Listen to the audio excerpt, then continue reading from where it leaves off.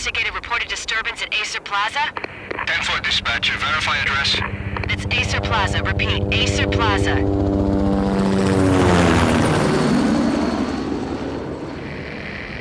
Shots fired on the rooftop. An assault in progress at Acer Plaza. Repeat, an assault in progress.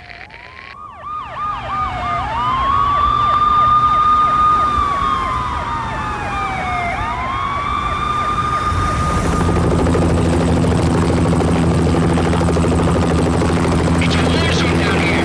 1085 dispatcher, need additional units. Additional units now. Officer in danger. Officer in danger. 10-5, please repeat. 10-5, all units, emergency. Officer in danger, Acer Plaza. Repeat, Acer Plaza, all units. They were all dead. The final gunshot was an exclamation mark to everything that had led to this point. I released my finger from the trigger, and then it was over. To make any kind of sense of it, I need to go back 3 years. Back to the night the pain started.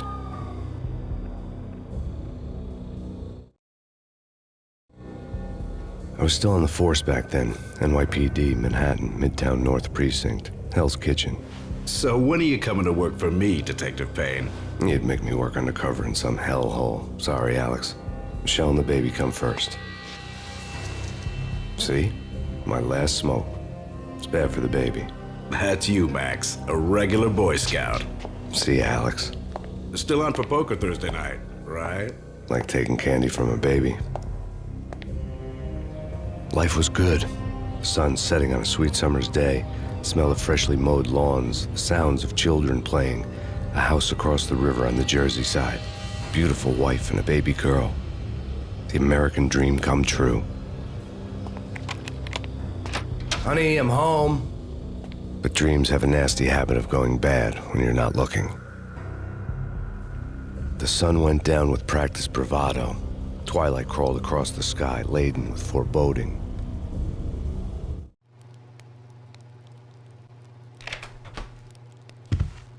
Michelle, honey, anybody home? I didn't like the way the show started.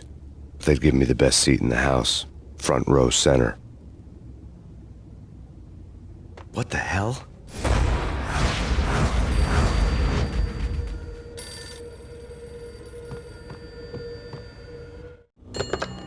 Listen, someone's broken into my house. Call 911. Is this the Payne residence? Yes, someone's broken into my house. They're still here. You have to... Good. I'm afraid I cannot help you. Who is this? Hello?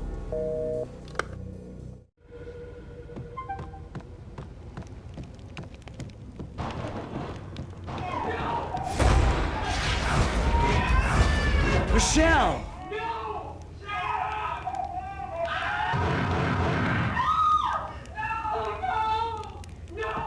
It's coming. Freeze! NYPD, drop it! Coming!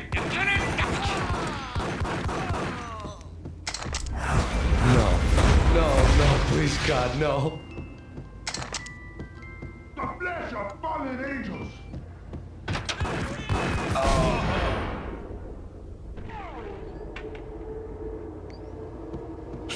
No, God, no, please, Michelle. Oh, baby.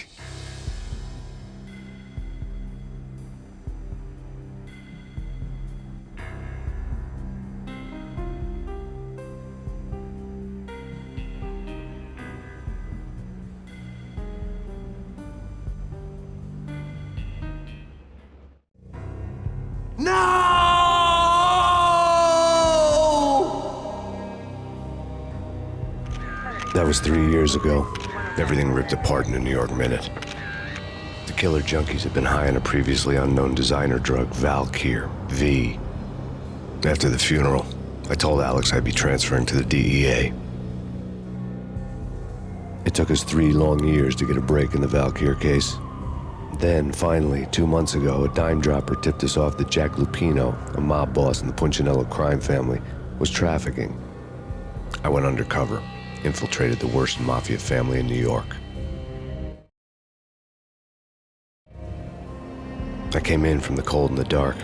Outside the city was a cruel monster. I've been slowly working my way from the small time to the big fish, trying to get to the source of the drug. Alex and BB were my only contacts in the DEA, the only ones in this decrepit city who knew I was down here. BB here. Something urgent has come up with Jack Lupino. You need to meet with Alex immediately at the Roscoe Street station. I hadn't had a face-to-face with Alex since I'd gone undercover. Outside, the mercury was falling fast. It was colder than the devil's heart, raining ice pitchforks as if the heavens were ready to fall. Everyone was running for shelter like there was no tomorrow. It didn't get any better when I got to the subway.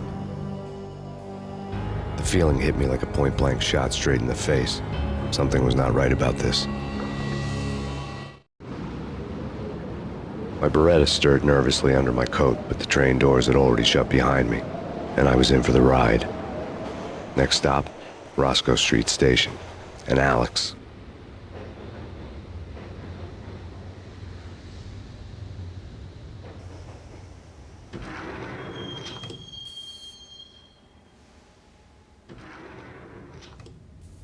The station was drenched in gloom. Alex was a ghost, nowhere to be seen. I'd have to look for him.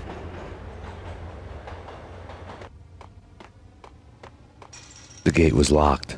Alex wouldn't have set up a meeting at a closed station. Something was off.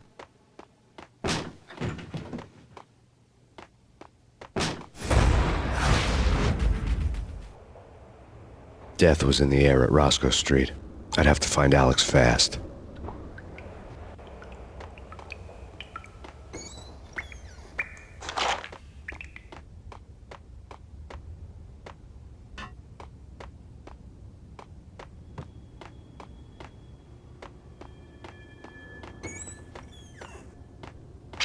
The pills would ease the pain.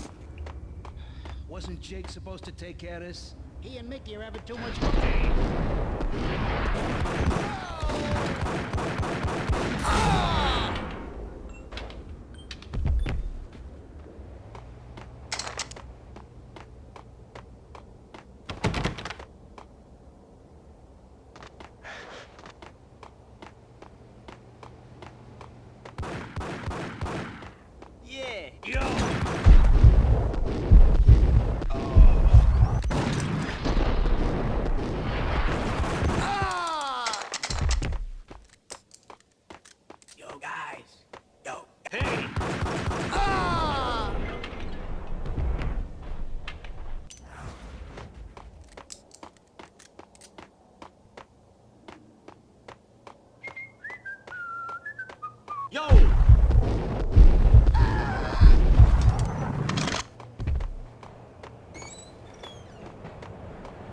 Did you hear something?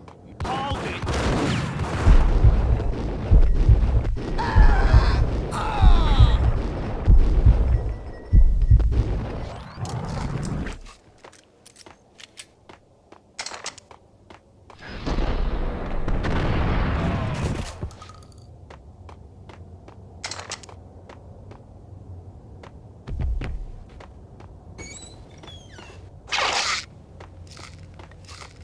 While looking for Alex, I had ended up in the middle of a big-time crime operation. Hitting Roscoe Bank ain't exactly...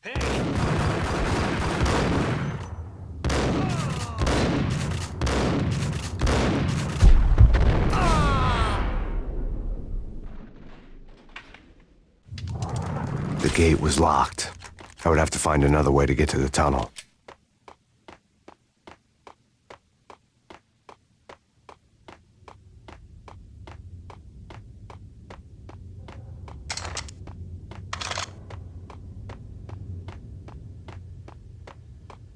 Kiss it goodbye.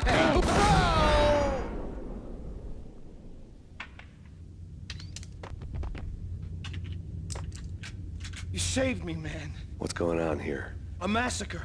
These armed thugs just appeared from nowhere. We need to get help. I can make the call from the control room 1 floor up. Can you take me there? Sure, sounds good. Follow me. We need to go and call help.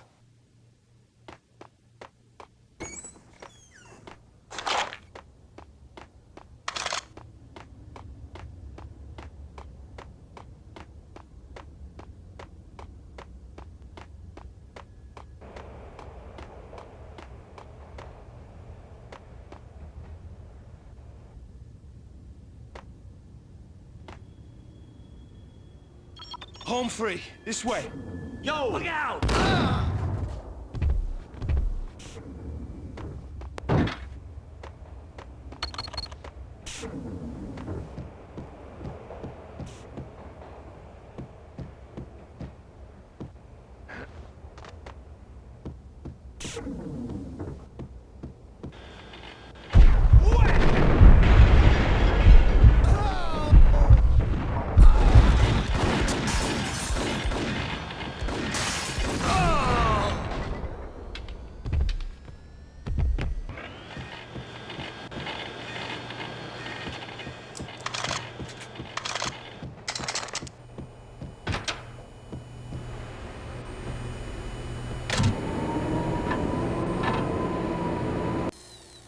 The train lit up like a Christmas tree. The power was back on.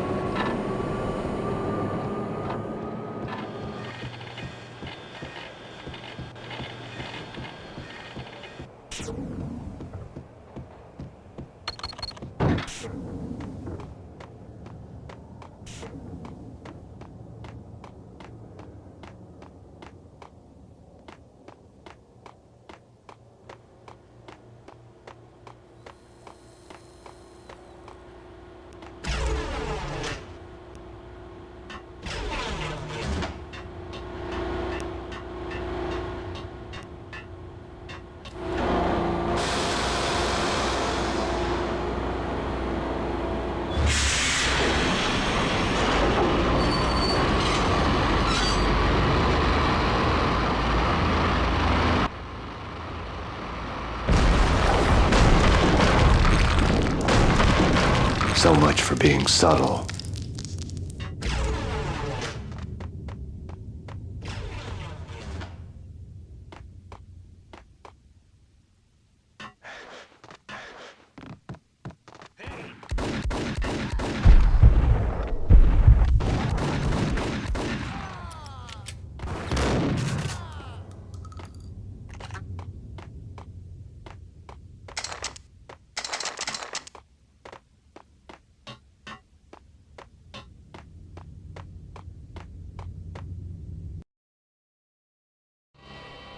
The rusty door led to an abandoned part of the station, closed off since the early 40s. Something big was going down at Roscoe Street. Maybe that's why Alex had wanted to meet me here. Maybe not. One way or the other, I was gonna find out.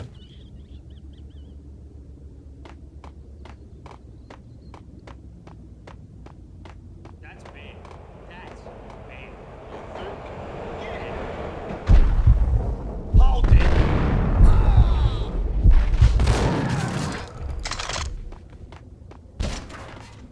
Yo!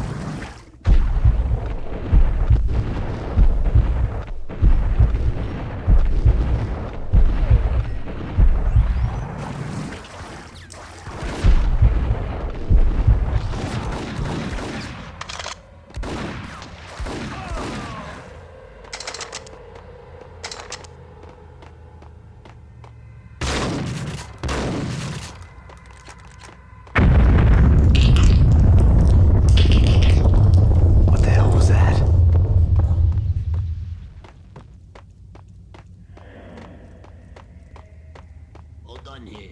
Give me the detonator. What are you talking about? The detonator. I thought you'd bring it. You were supposed to bring it. Yeah, what the hell?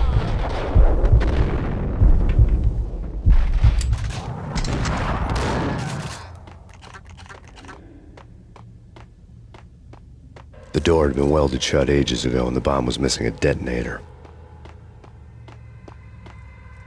Yo!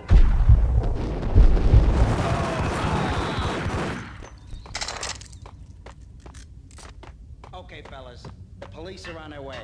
New York's fine.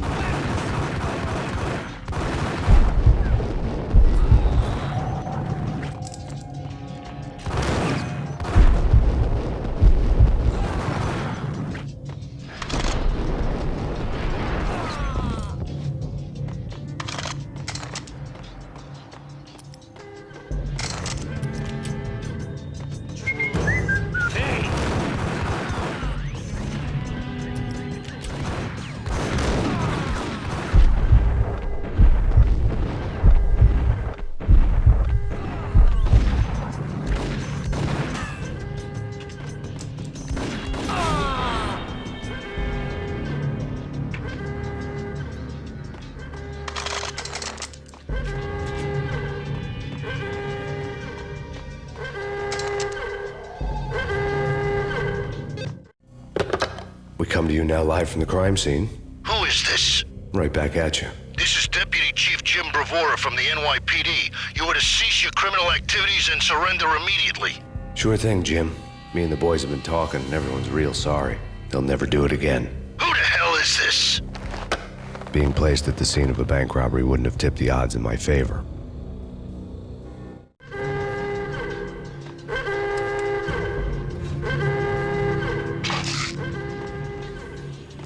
The bank robber's score lay on the table.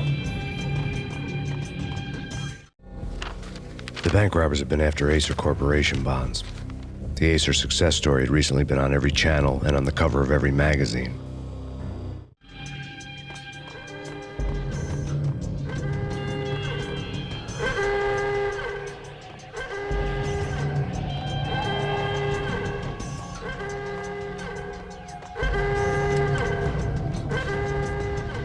The bank robbers had left their tools on the table.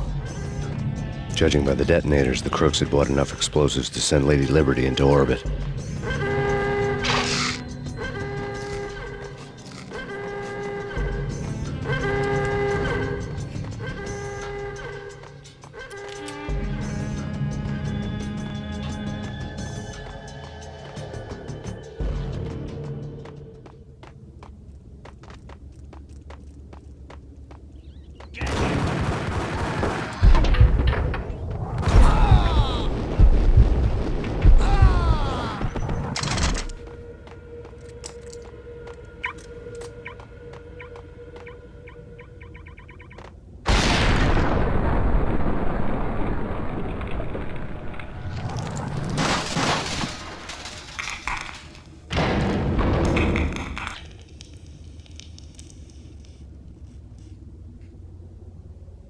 Hold it! Max, Jesus, you almost gave me a heart attack. I nearly shot you. Alex, am I glad to see you. What the hell's going on? There are more corpses here than at the city morgue. It's an armed robbery, a tunnel job straight to the Roscoe Bank vault through the old station wall. Is this why? This is Lupino's gig? This is Lupino's doing? Lupino's men? Really? You sure know how to pick a place? Can you get through? No, it's locked. We gotta get out of here. If it's Lupino, it's... Alex? Alex! There was nothing I could do. He was dead. I could tell by the empty, accusing stare of his eyes.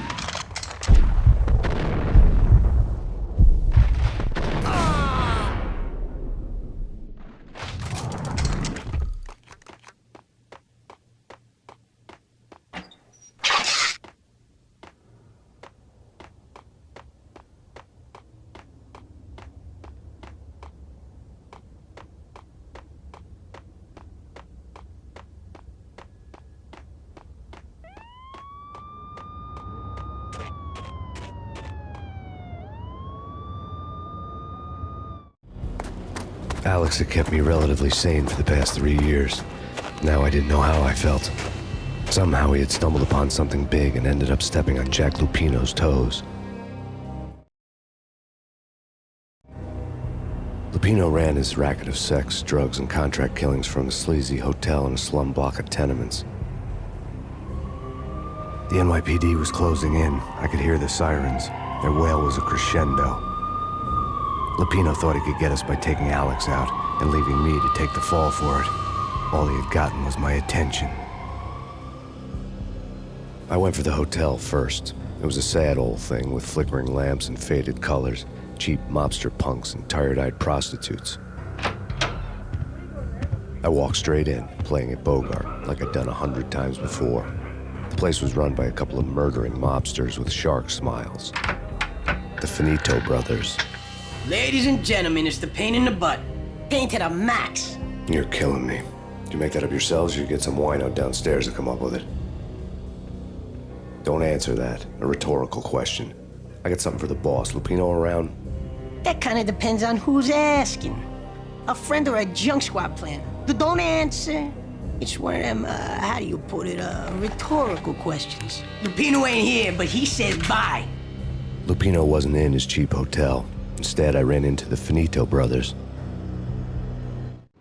My cover had been blown. The door slammed shut behind me, and then I was dodging bullets like raindrops. Pain in the butt. Ha ha! Pain to the max. Junk squad king. Got a ticket to Marble City. Eat first and lying down.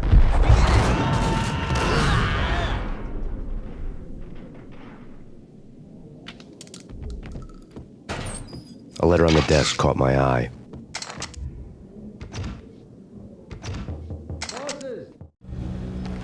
I had met Lupino only once. The gangster ran all his rackets through his right-hand man, Vinny Gagniti.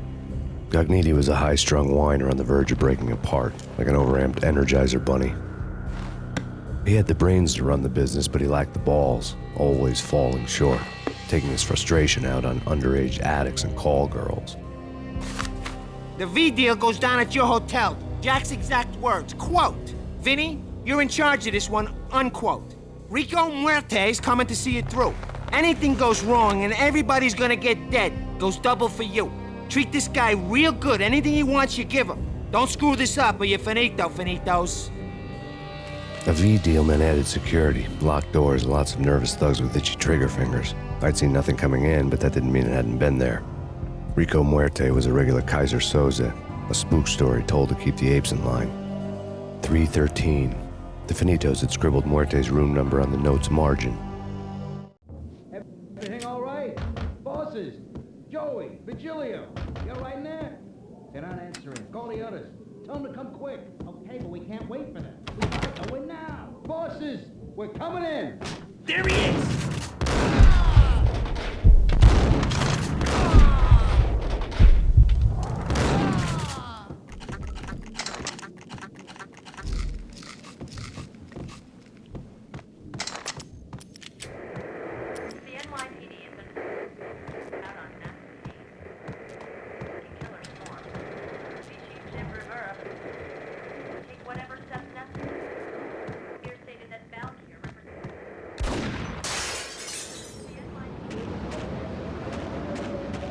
Something's wrong with the bosses. Payne's there and they're not answering. Let's go already. Hold it!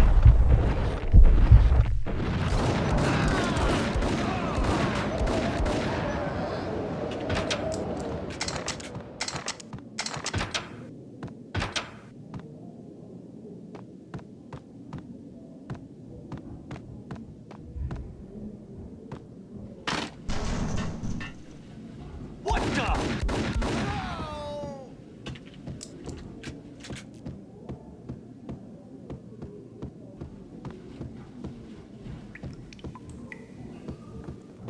Previously on Lords and Ladies.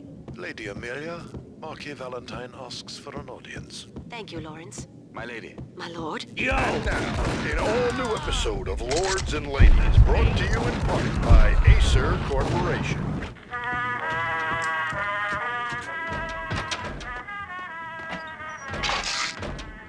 V-head junkies could go off without a warning. I had to be careful. Importance I must bring to your attention. My lord, there is? Indeed, my lady, there is indeed. From the very first moment we met, upon that There he instant is! was Gun him down! blazing like the colors of your hair. Oh, my lord, you should not speak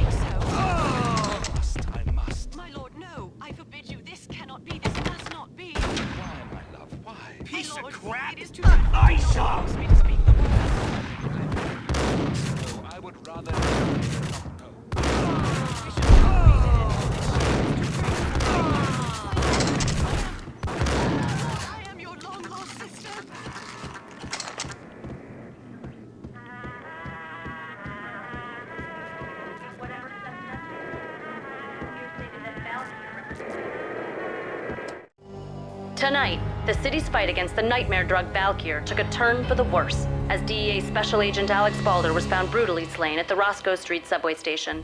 A suspect was seen leaving the site only moments after the shots had been fired, and the NYPD is currently in pursuit of Max Payne, a repeated felon believed to be armed and extremely dangerous. And now the weather. The worst winter storm in recorded history continues to pound the city. The NYPD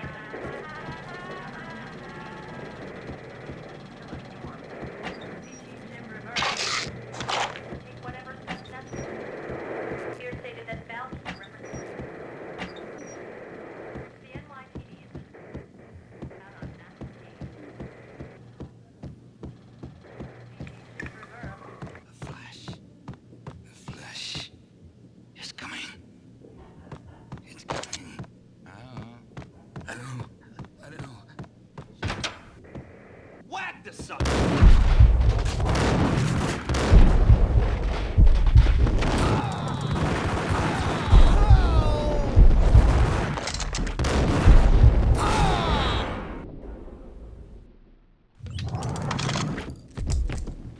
I'd found Muerte's room.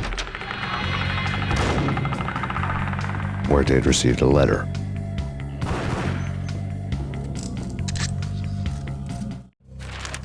Our investigation had turned up nothing to link Angelo Punchinello, the head of the Punchinello family, to Valkyr.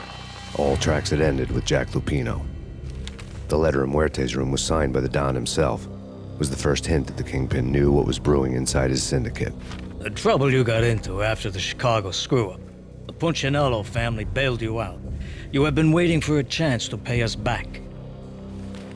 One of our trusted boys has a monkey the size of King Kong on his back. We need your special skills for backup on a major deal. Collecting evidence had gotten old a few hundred bullets back. I was already so far past the point of no return, I couldn't even remember what it looked like when I had passed it.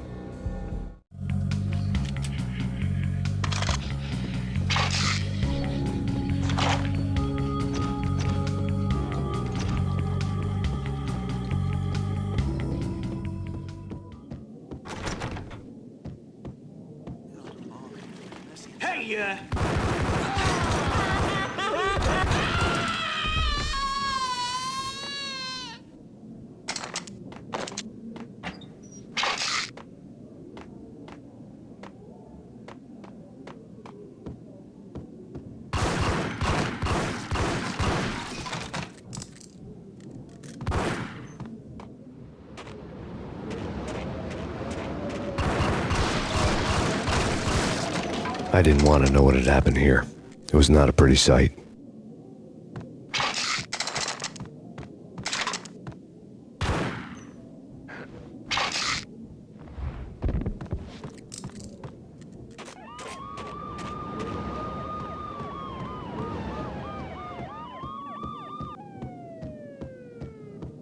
No way.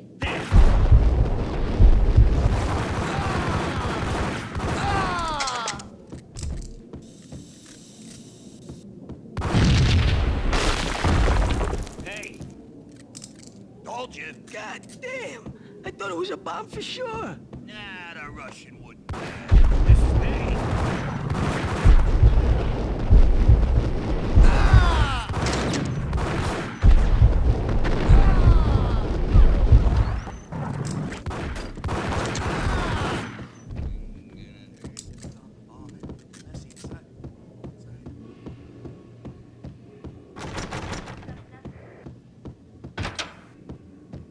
The hooker had left her diary on the table. The diary belonged to a hooker named Candy Dawn. The read would have made a vice cop blush. Had talks with the mystery hag over the phone again. Sent her the latest One-Eyed Alfred tape. As long as the hag keeps paying for the tapes, the old man could come every day for all I care. She had a nice sideline, making secret X-rated flicks of her clients and selling them to the highest bidder. It would get her killed if her V-fix for the day didn't do it first.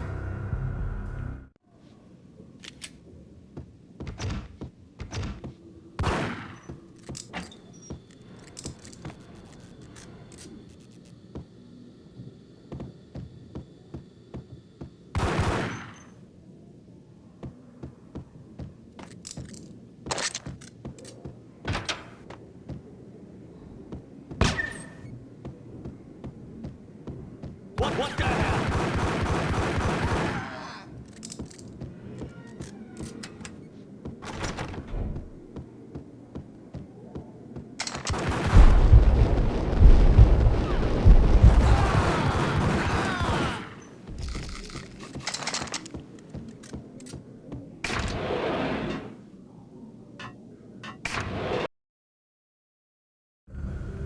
The old service elevator rumbled down to the bowels of Jack Lupino's hotel.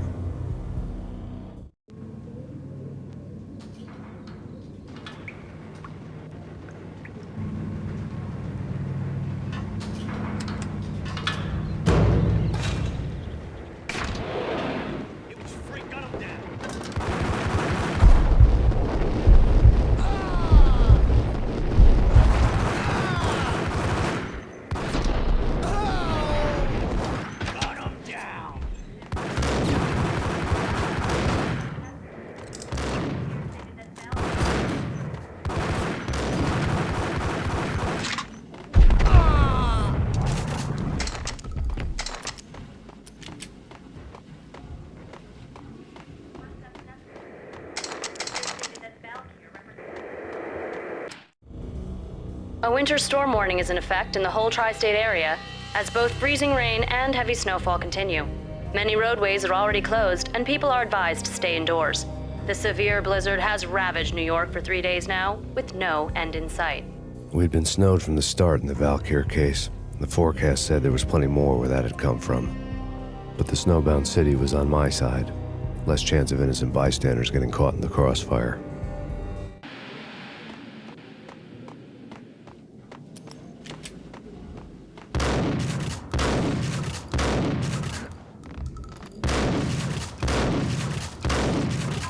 What the hell?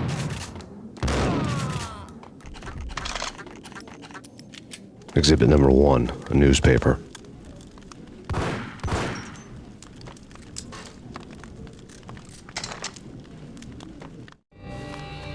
A dead man tied to a chair lay on the boiler room floor. Captain Baseball Bat Boy has an unbeatable track record in superhero death matches. But a 6-pack of root beer gets me every time. The murder weapon was a baseball bat, now lying in a pool of drying blood next to a newspaper folded open on a Captain Baseball Bat Boy comic strip.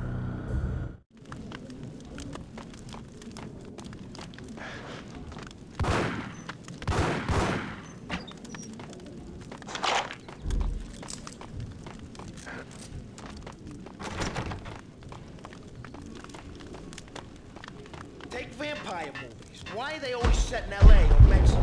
They can't get up.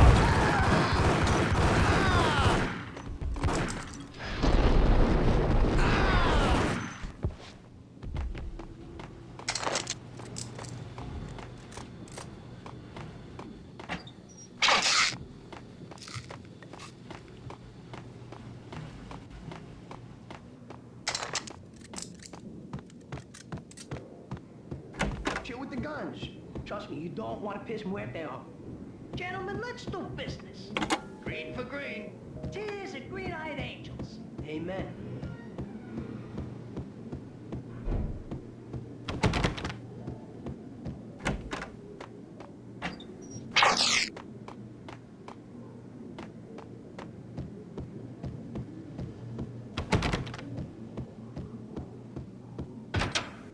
Got him down.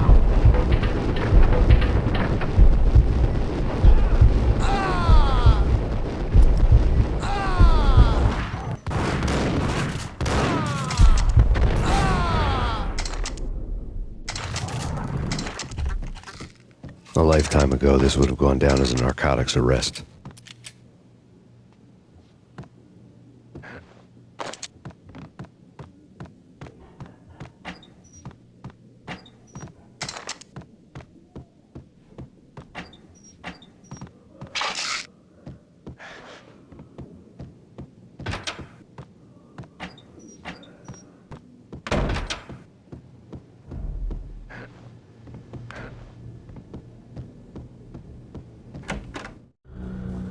Two mad dog killers, ready to murder each other.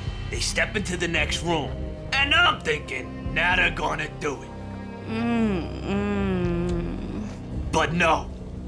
They sit down in front of a TV and solve their differences with a kung fu fighting video game. I tell you, Candy, I was so depressed, I strangled them both with the video game cables. Oh, Rico, you're so bad. I am, ain't I? Rico Muerte, big-time hustler. Who the hell? It's that cop. Muerte went for his gun.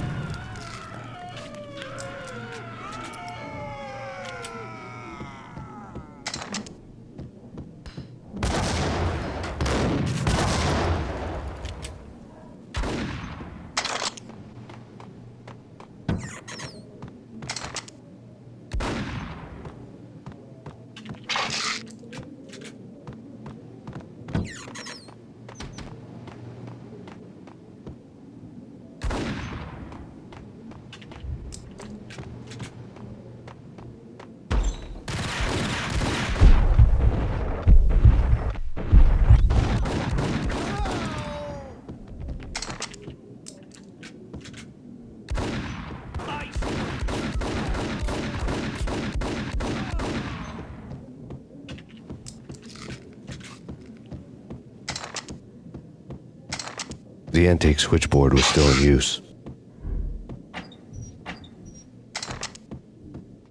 There was an old telephone switchboard in the back room of the reception area, the kind that made phone tapping child's play. It wasn't hard to picture a fat pimp sweating with headphones on, listening to his hookers talk dirty and fake orgasms over a web of party lines, the blood veins of New York. Right now, there was a different set of moans and groans going on. Boss, Corneli, it's Max Payne. He came, started capping us. He killed her. Are you freaking kidding me? He's just one lousy cop. You better be freaking kidding me. Whack him. What's the freaking problem? Hello? Answer me. Hello? The word was out. A deadly virus released into the city's corrupt circulatory system. Something wicked this way comes. Max Payne at large.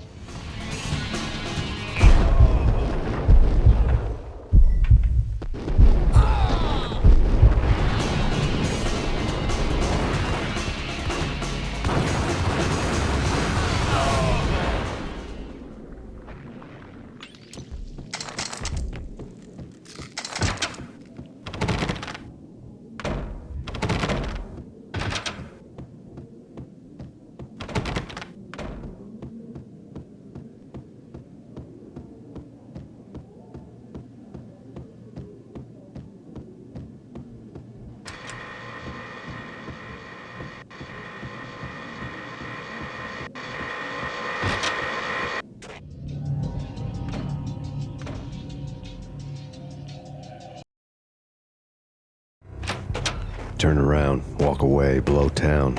That would have been the smart thing to do. Guess I wasn't that smart. Lupino's tenement buildings were a seedy hangout for all kinds of sleaze. A liquor store, a pawn shop, a laundromat full of mobster bookies and loan sharks. The list went on. The how and why of it was a mystery to me, but they knew I was a cop. They knew I was coming, and they were going to get real trigger-happy about it. I got to see Lupino's hangout all lit up. A bomb went off, turning snow into liquid gold. A pillar of fire lifted the remains of a car straight up into the air.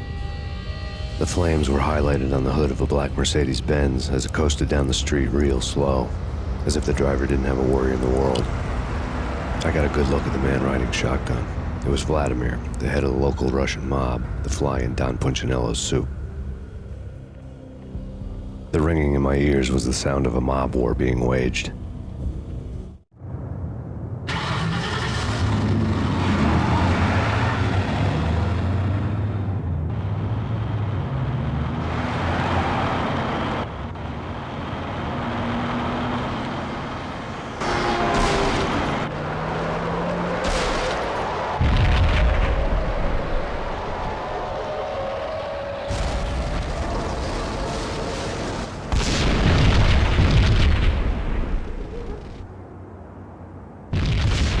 Another bomb exploded inside the closest slum building.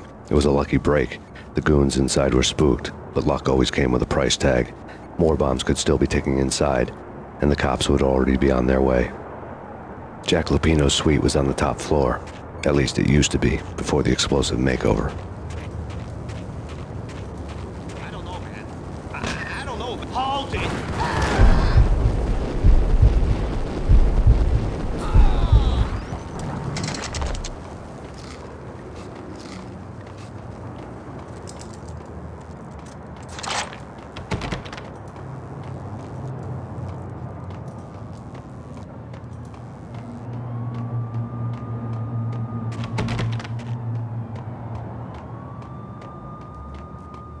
The headlines were a depressing read.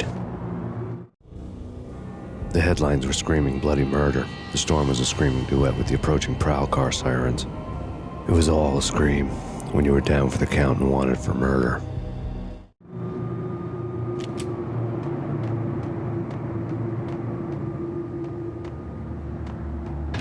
What the hell?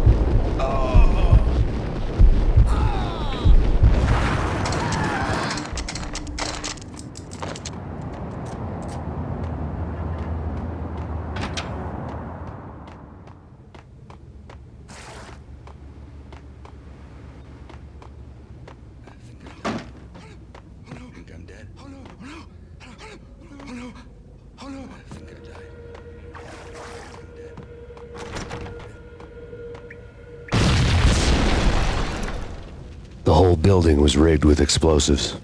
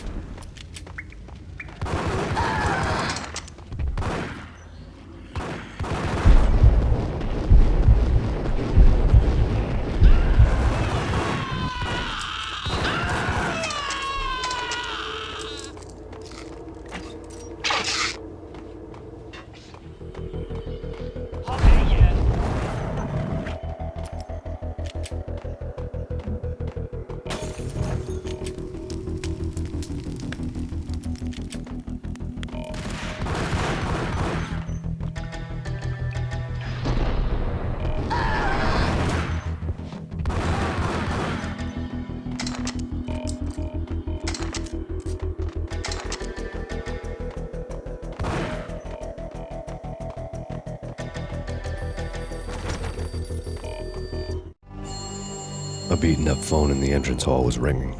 It could have been just a junkie in need of a fix, but it turned out to be something more sinister than that. Am I speaking to Mr. Payne? Who wants to know? My name is Alfred Wooden. You must hurry. The police are on their way. Tell me something I don't know. They know you're there. How? And what's it to you? I will contact you again. The cops arrived, sirens singing in the off-key harmony of a manic-depressive choir. I had a few minutes while the SWAT team would go through their usual routine. By the time they busted in, I needed to be long gone. Max Payne, this is Deputy Chief Jim Bravura from the NYPD. Drop your weapon hands and come out with your hands above your head!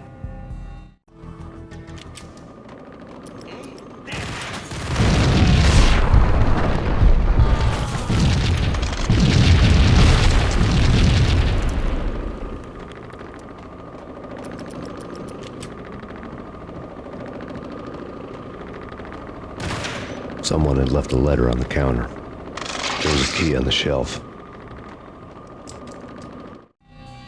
Suddenly it all made sense. The bombs, the Russian mob boss making an appearance in person. Gognitti was his usual self, all talk and no walk.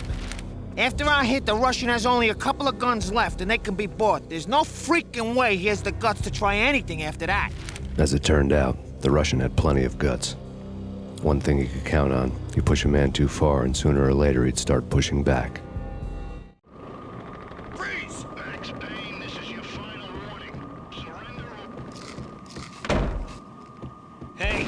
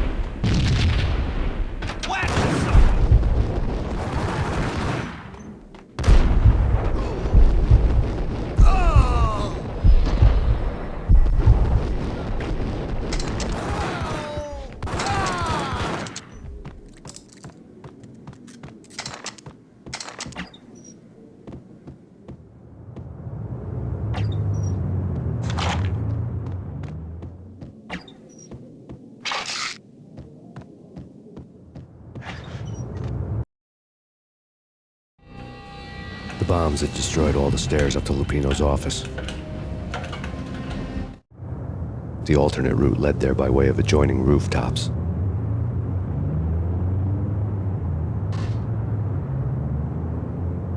It's never been this cold. Never ever. It's like the sky's falling. Yes, sir. It's the end of the world as we know it. And I don't feel fine. I don't feel anything. Not a thing. I'm freezing my butt off.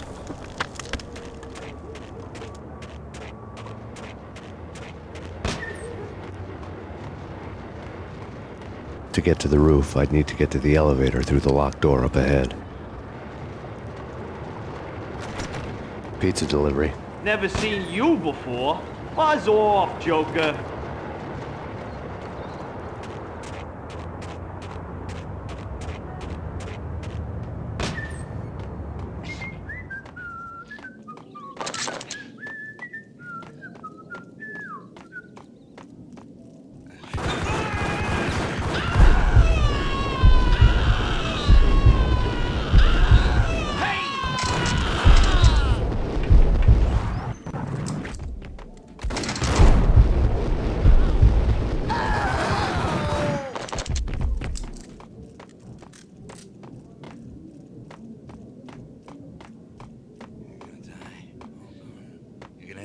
Hey! I'm gonna hurt you!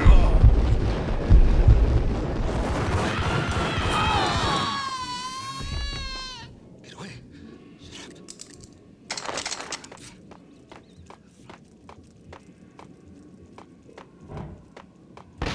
No, don't shoot. I ain't... You know the clowns at the laundry? Me? No. You're no good to me then. What? No, the laundry, yeah. I know him, yeah. Get me in there. Okay. Get away.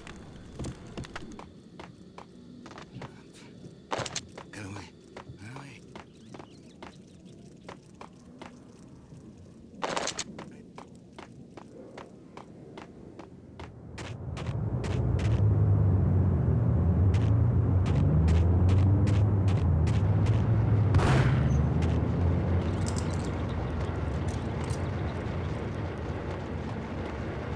It's me. Open up.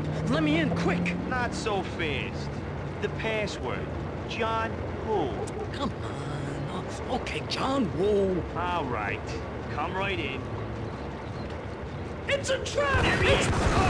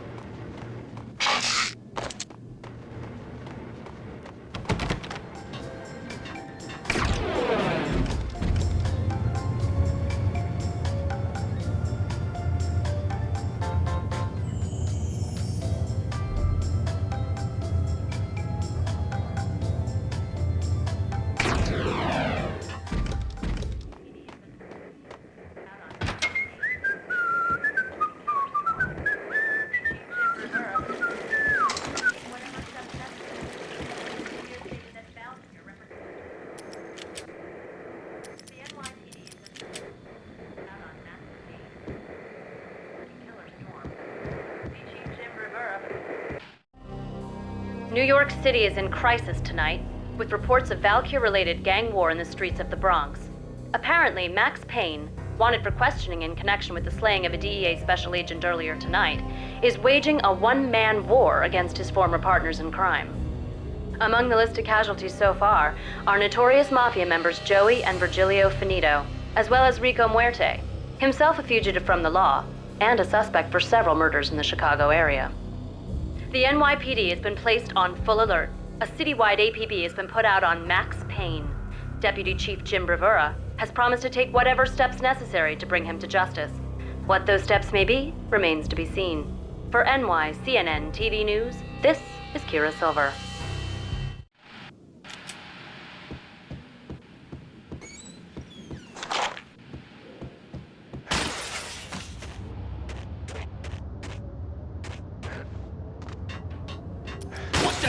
Address unknown. I don't know. It's the last place I'd want to end up. But that's where I always end up anyway.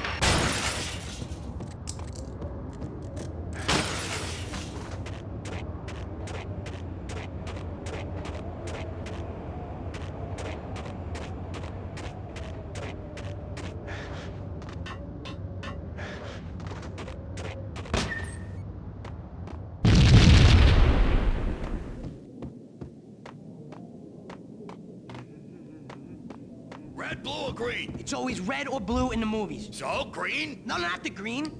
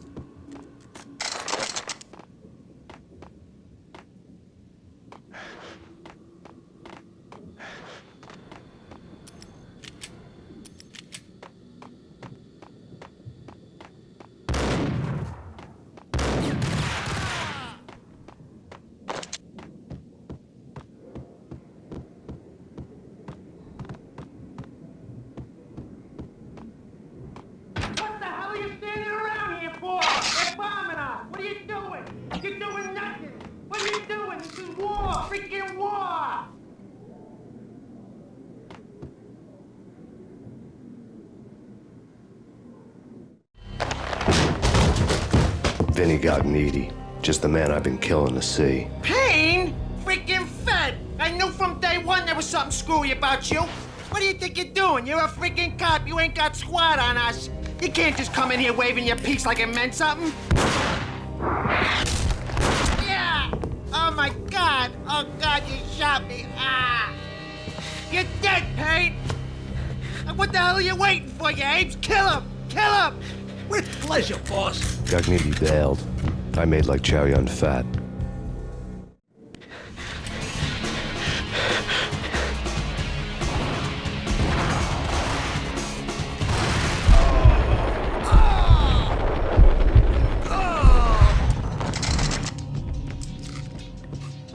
A crumpled letter lay on Gognitti's desk. The letter was addressed to Don Punchinello, but Vinny had never had the nerve to finish it. Jack's gone voodoo. Just the other night, he shot Dino because he wanted to see what his brains looked like splattered on the wall. He's a freaking mad dog. We're running out of men and business fast. Gognitti had been living in mortal fear of his boss. Jack Lupino was a psycho.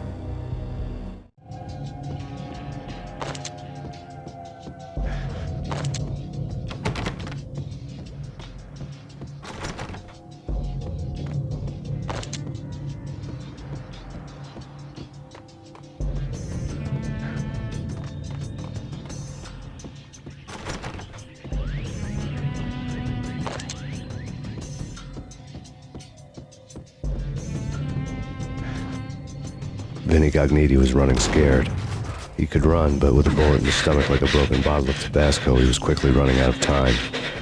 He knew where his boss was, and I wanted to square things up with Jack Lupino. Gognitti would be moving fast. I don't know about angels, but it's fear that gives men wings.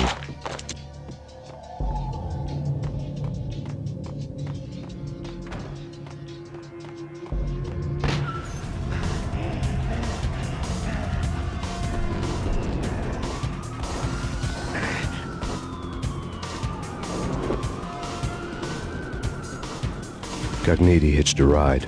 To catch him, I'd have to follow his lead.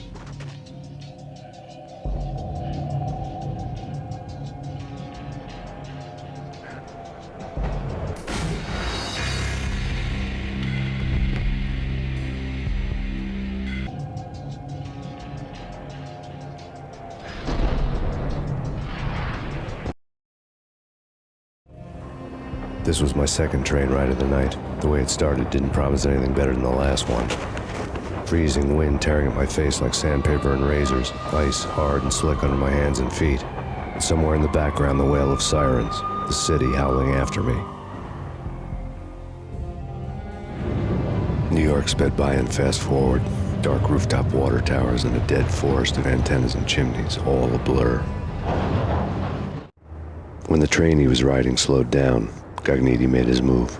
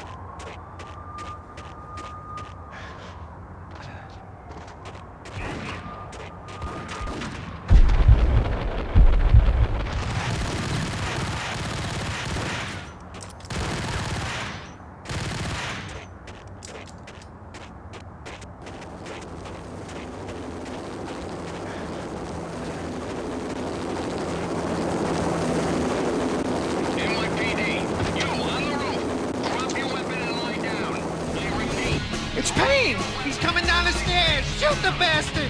Okay, boss, you got it. No problem. All right.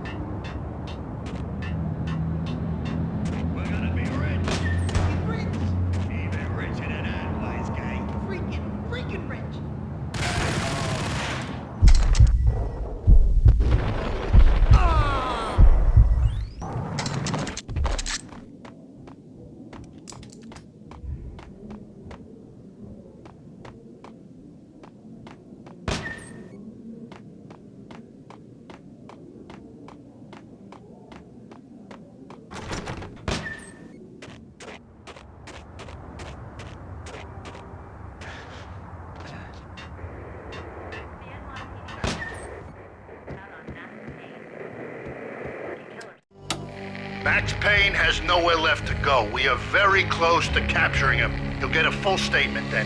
Right now, I've got better things to do, ma'am. That was Deputy Chief Jim Bravura from the NYPD with no further comment at this time. Apart from his suspicious food habits, I figured Bravura to be one of the good guys. Fate had just dropped us on different sides in this. But when it came to capturing me, he was way out of his league. I had already ditched the cops a couple of rooftops back. For now.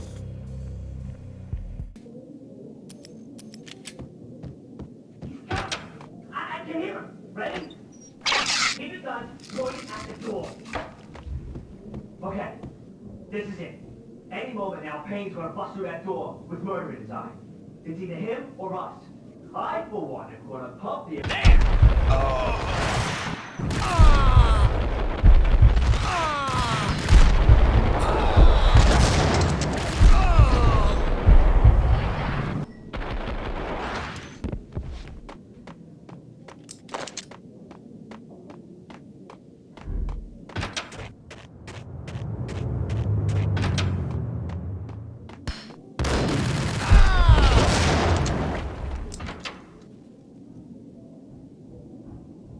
Open, goddammit!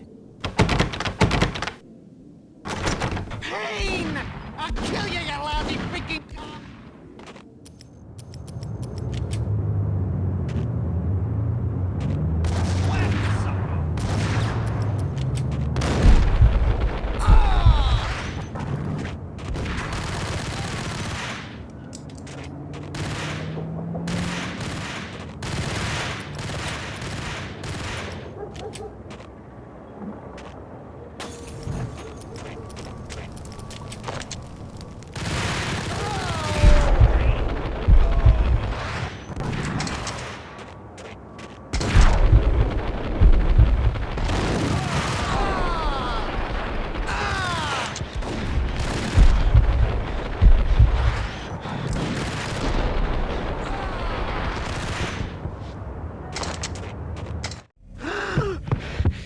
Gagniti ran out of steam in a dead-end alley with steam boiling out of the sewer grates like all the fires of hell were burning high beneath us.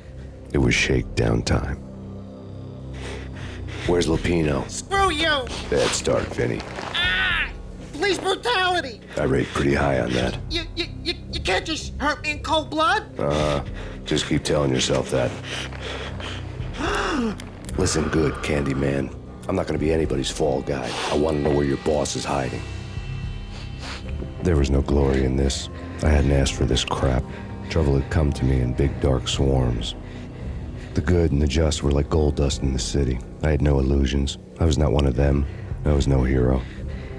Just me and the gun and the crook. My options had decreased to a singular course. I'll tell you, just don't hurt me no more. Lupino's at Ragnarok, the nightclub. Book me, take me in, hold me to the freaking jail, just don't hurt me. Your rights will be read at your funeral. Ragnarok was Lupino's private nightclub, a den of drugs built into an old theater. I knew what waited inside. V-head junkies ready to explode in random acts of senseless violence, and Lupino's goon squad, the worst stone-cold killers this side of hell. Ragnarok was as inviting as a headache, flickering and flashing to a machine gun beat. The belly of the nightclub was a gothic theme park that began with bondage games and led to the nasty stuff from there. As subtle with its dark message as a cop-killer bullet through the heart. Like father, like son, just like Jack Lupino.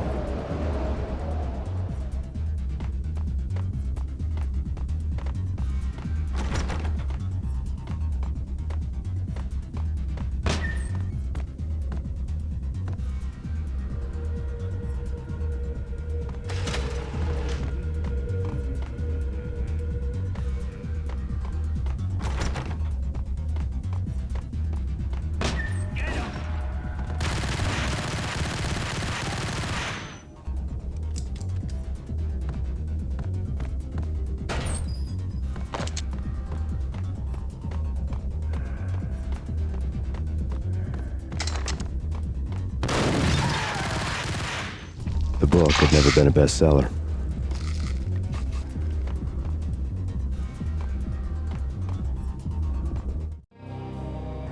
Given the setting, I was surprised to find that somebody had been passing time reading.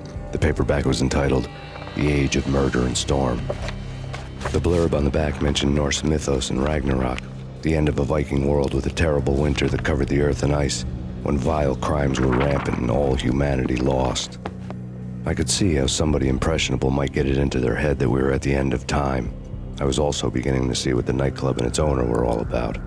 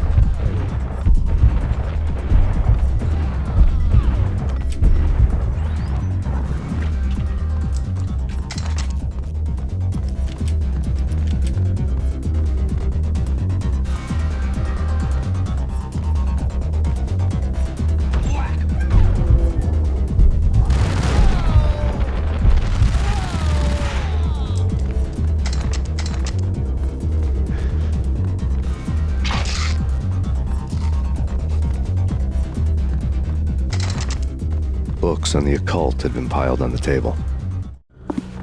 The room was stacked with light reading, such as Necronomicon, Witchcraft, and Paradise Lost. Old exotic titles like Malleus Maleficarum and De Umbrarum Reini Novum Portus. Books with pentagrams on their covers, all dealing with the occult and the infernal, lying between stacks of horror videos and a couple of Ouija boards. The only thing I could take seriously was the thought of Lupino taking it seriously. He had been spending a lot of time getting intimate with the guy downstairs.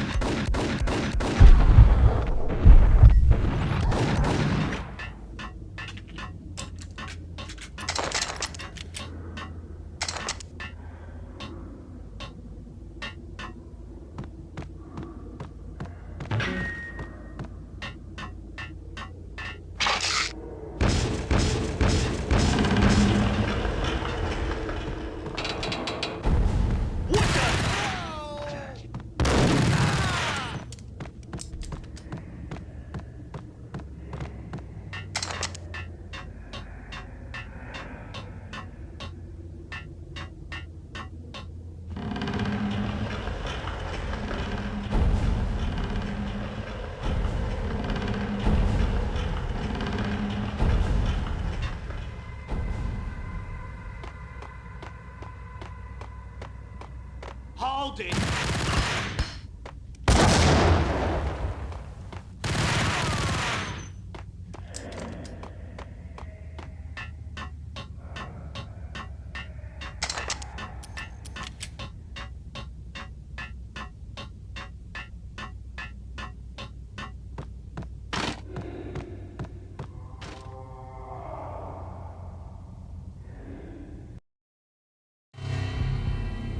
The backstage area led to Lupino's inner sanctum. The hot air inside was like an invisible wall, thick with incense and something else, a sickly sweet smell that made you gag. This was the rotten core of the Big Apple. Lupino lurked somewhere ahead, like a spider at the center of his web, waiting. The vapors in the air started to make my head swim. Torn pieces of a letter lay scattered on the sofa. Punchinello had threatened Lupino in writing. The note had been torn to pieces, bloody fingerprints all over them. Don't want you to think that one of my boys is not playing with a full deck. Shape up, Jack. We are running a business here. I'd hate to send the trio to strong-arm you. The trio were the Don's notorious henchmen. It was obvious that Lupino hadn't been intimidated by the threat. Lupino's notes covered the table. Jack Lupino was crazy, all right. The table was scattered with notes of demented arcane nonsense written in rusty blood, a mishmash list of demons, devils, and dark gods evoked. Beelzebub, Asmodeus, Baphomet, Lucifer, Loki, Cthulhu, Lilith, Hela, blood given to you all. He was after that old Faustian deal, your soul for power and fortune. Just sign on the dotted line with your blood. Lupino's notebook lay on the pedestal. Jack Lupino was crazy, all right. Mythic wolves, let loose to devour the sun and the moon. Lupino is the wolf. I'm Mr. Beast, the big bad Fenris wolf. I'm the end of the world man, wearing the flesh of fallen angels. After Y2K, the end of the world had become a cliché. But who was I to talk? A brooding underdog avenger alone against an empire of evil, out to right a grave injustice. Everything was subjective. There were only personal apocalypses. Nothing is a cliché when it's happening to you. The flesh of fallen angels, come to me all. Astaroth, Beelzebub, Asmodeus, Baphomet, Lucifer, Loki, Satan, Cthulhu, Lilith, Hela, blood to you all. Secret, living under the skin of reality.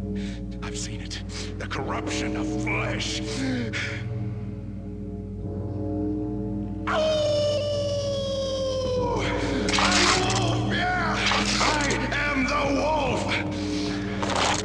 It's close.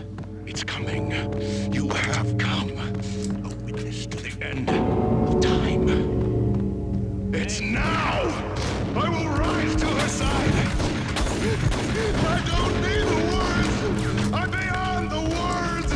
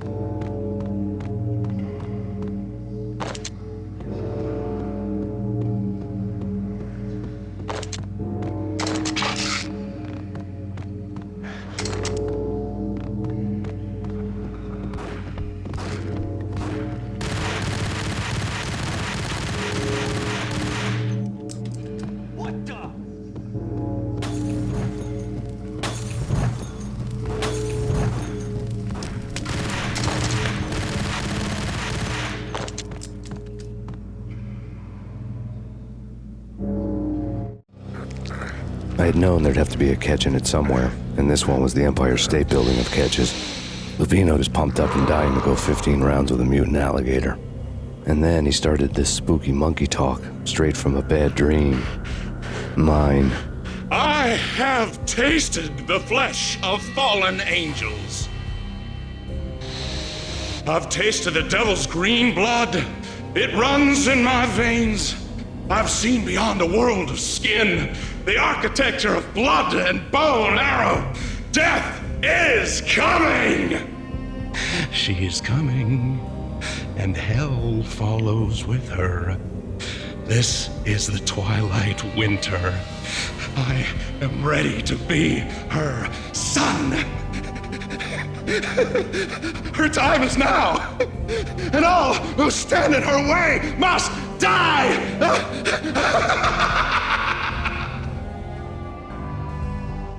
Die!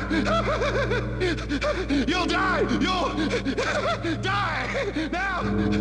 All die!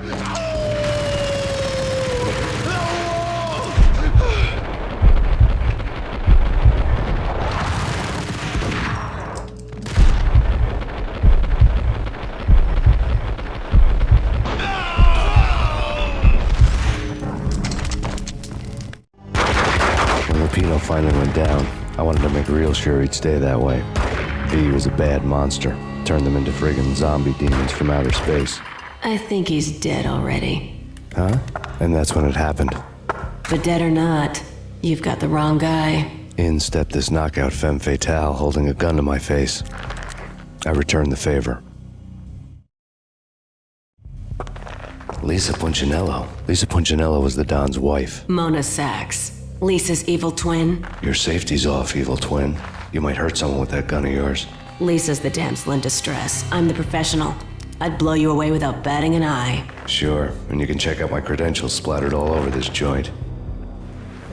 Jack couldn't have framed you. Not the state he was in. We're after the same slime bag. Angelo Punchinello's the one who murdered your friend and framed you with it. You know this for a fact? I've got my sources. I don't have a clue these days. I just shoot them as they come. Who put a contract on the Archfiend? This one's mine. I hate the guts of that sadistic wife-beater. Why not pool our bullets for this one? I thought you'd never ask. My finger was starting to twitch. How do you like your whiskey? I'm easy, as long as you don't try to slip me a Mickey. You're a real angel, Max. It was good stuff. Tasted sweet as honey going down. Nothing personal. Can't risk you going berserk and getting Lisa killed.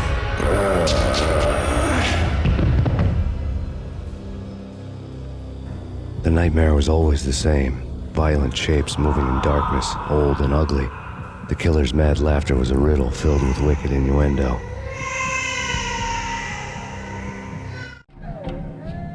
Somewhere, the baby was crying.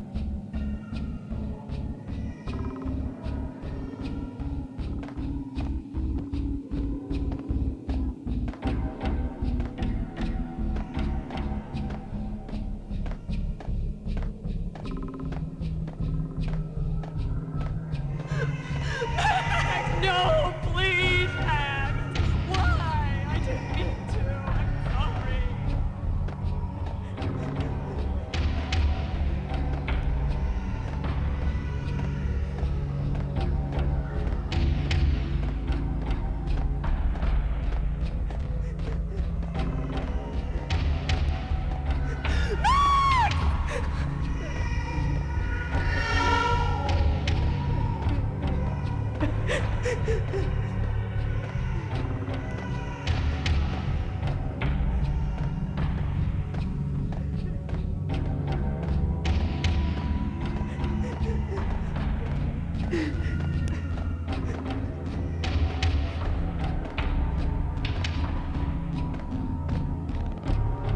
Should have known it when we found you snoring next to Lupino's corpse.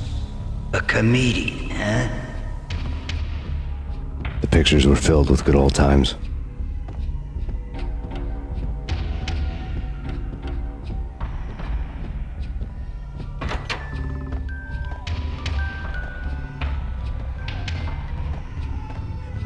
I really love to watch cartoons.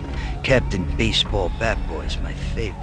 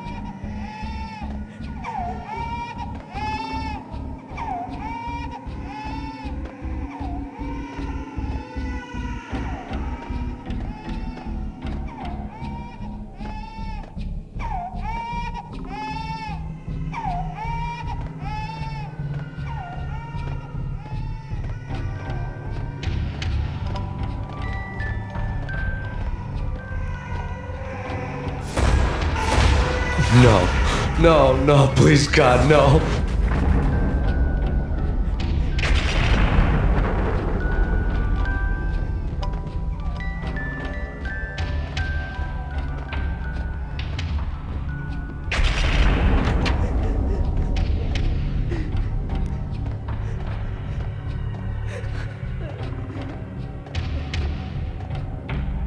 Slice 'em, dice 'em, shoot 'em full of holes, blow 'em to bits, vaporize 'em, disintegrate 'em.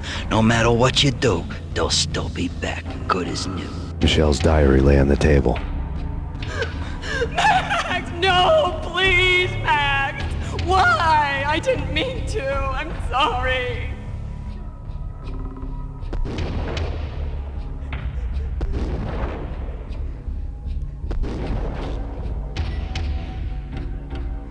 Murderer! You killed her! Nothing like that ever happens in the real world.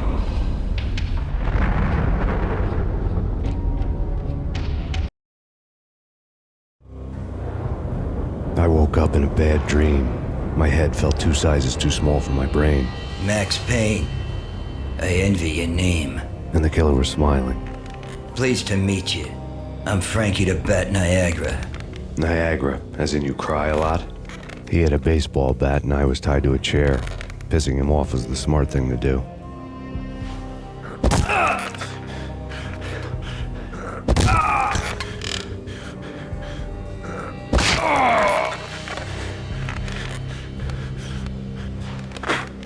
Nothing wrong with a little laugh now and then.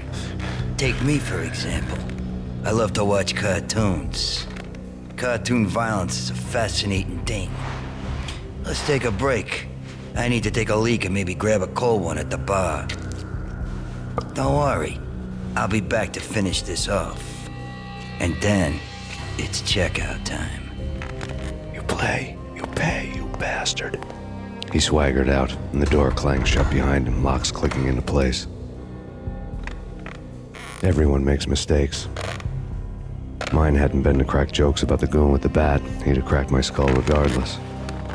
It hadn't even been to trust a girl with a gun.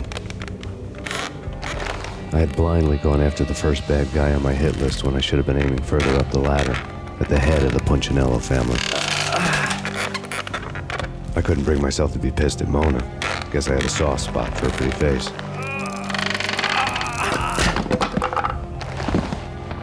But when somebody decides to play baseball with your head, you tend to get sore. They had dragged me back to the basement of Lupino's hotel. I was beaten, bruised, and blue. I felt like the chair I had broken to get free.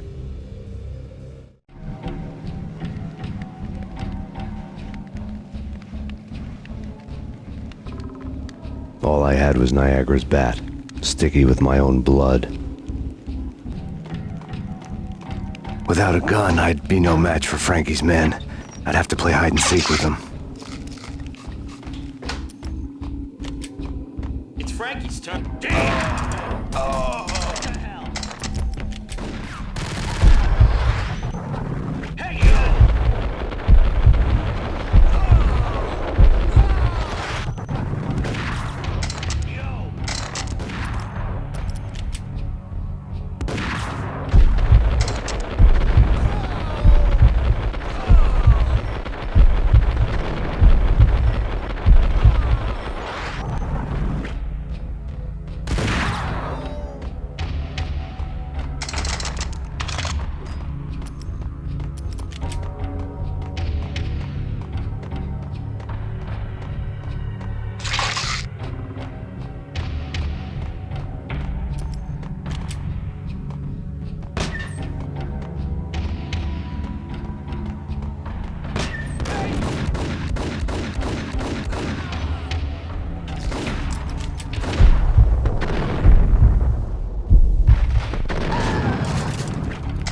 Another newspaper caption for a murder scene. Frankie had left his calling card, a Captain Baseball bat boy strip, next to a sewer passage filled with bodies. You'd better not mess with Captain Baseball Bat Boy. Even my arch enemy, Bicycle Helmet Girl, swoons at the sight of me. Aha! There were enough corpses to put a mass murderer to shame.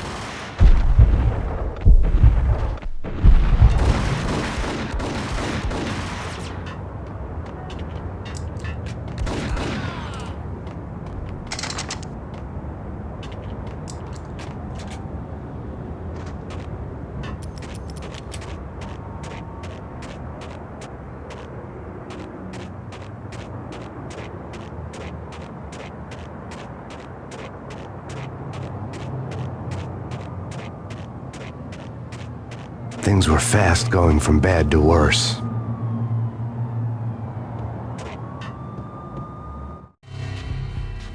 The men in blue had come and gone. They had decorated the place with chalk outlines and tied it together with yellow tape. The cops who had stayed behind were dead. Frankie, his boys, and I had the place all for ourselves.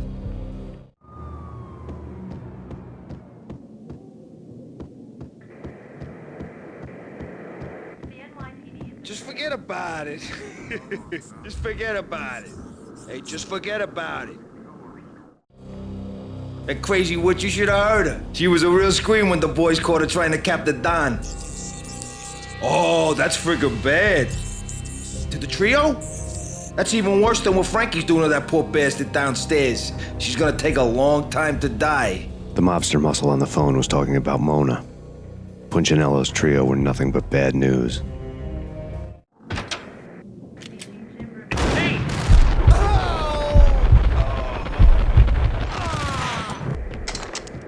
More evidence that Punchinello didn't like me much. The fact remains that all the victims so far identified in the Ragnarok shooting have been known criminals, many of whom had large doses of V in their blood.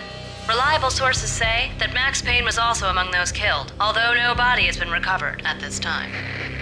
Reliable sources. That meant somebody thought the Mafia had me, didn't want the cops snooping around anymore. The body would be delivered to them barely recognizable. Case closed. Don Punchinello had the power to be that reliable source, which was no news, but his news was old news. Framing me hadn't been enough. Don Punchinello had put a hit on me. He wanted me dead, and it had been important enough for him to give written instructions to Frankie about it. Max Payne should die like a dog for the trouble he's caused. Frankie, I know I can trust you to give this matter the dedication it needs.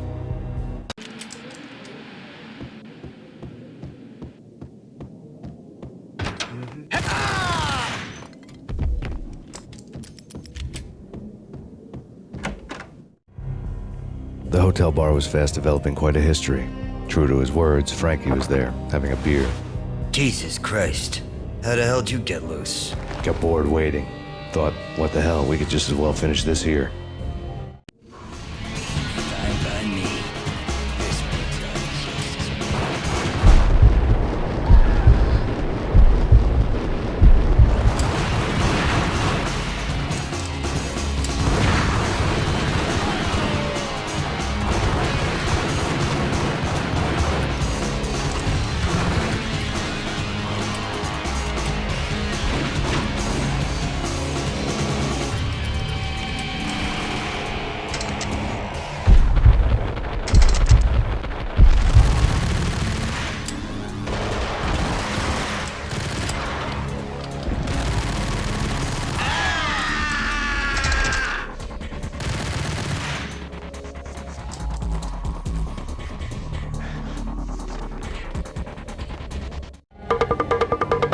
You think you've been a lovely audience.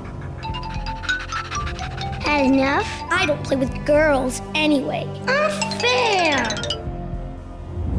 I spotted the tail as soon as I left the hotel. A big black Mercedes. I'd seen the car before. That time it had heralded impressive explosions.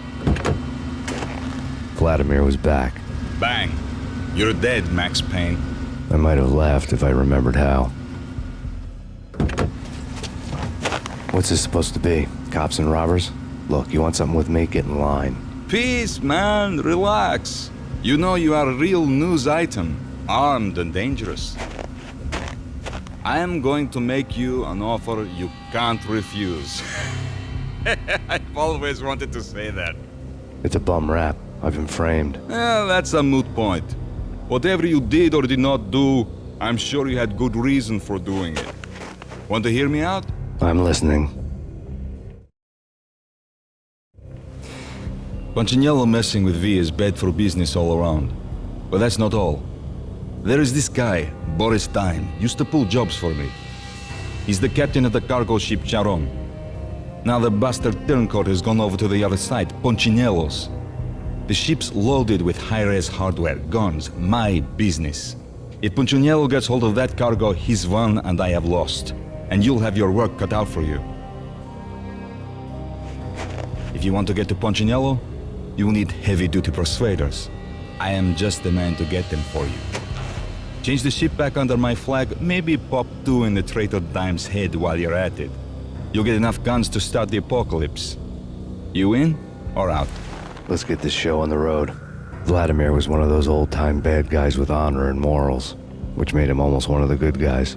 None of us was a saint. The Brooklyn riverfront was a maze of rusty containers, sharp-boned cranes looming up from the snowstorm. On a night like this, you couldn't help but think of the dark army of dead men sleeping with the fishes, cement shoes in line. No Minotaur lurked in this labyrinth, but somewhere out there, on the clanking deck of his cargo freighter, the skipper of the Chiron was waiting, like the ferryman of the river Styx.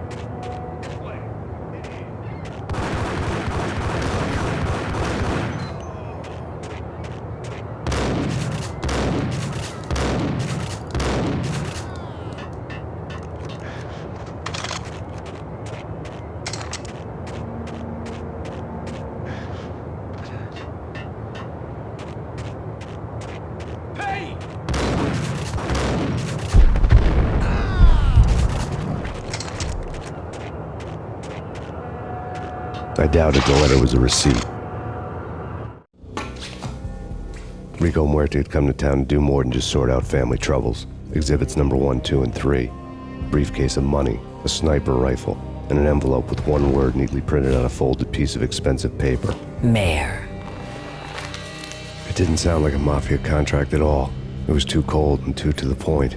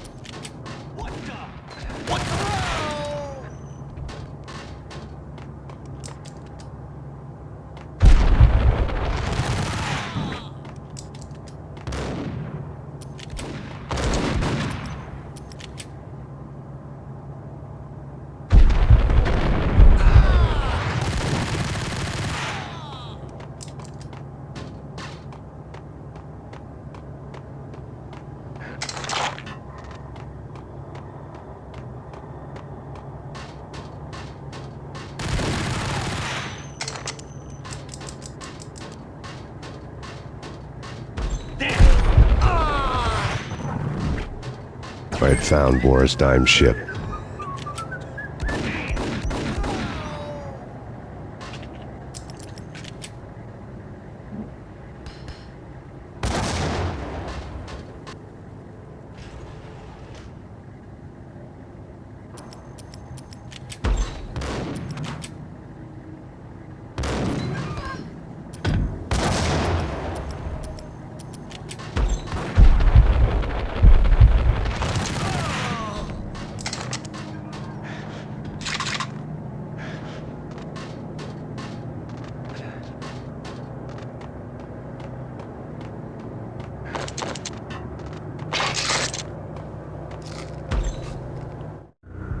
Rust had crept over the sides of the cargo steamer a long time ago.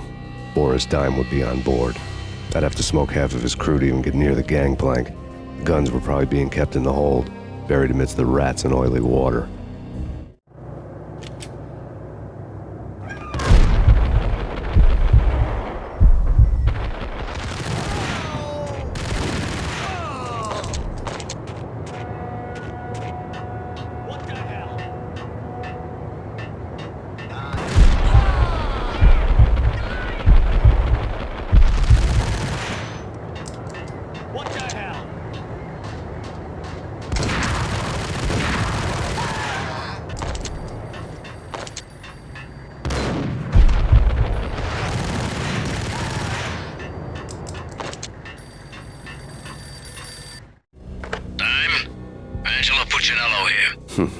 Angie, tell me, how much did Dime cost you?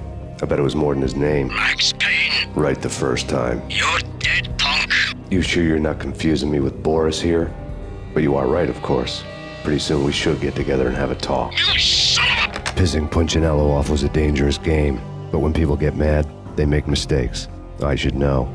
That's where I wanted Punchinello, mad enough to trip over his own feet, preferably into a grave.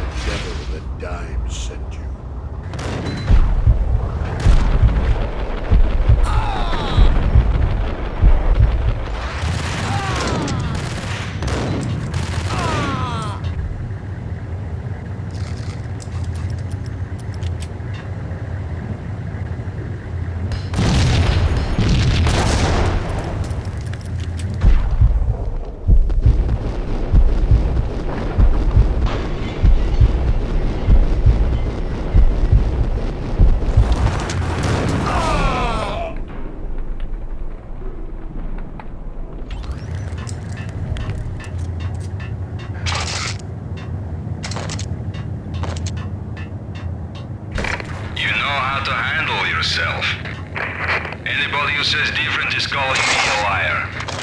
Glad of you here. Collect all the guns and ammo you want. Meet me on the bridge afterwards.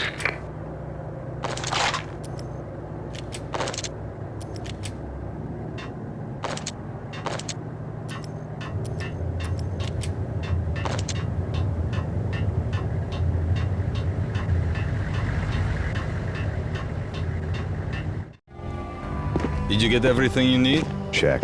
I owe you. Anything you need. This is my solo. When I'm through, Punchinello won't be anybody's problem anymore. Clear as vodka. But anytime you get between a rock and a hard place, just whistle. This could be the beginning of a beautiful friendship. You really get a bang out of this big-time gangster act, don't you? Even with all this firepower, I figured I couldn't get to Punchinello at his manor. I could only hope that he wouldn't pass a chance to hear me beg to see he's won.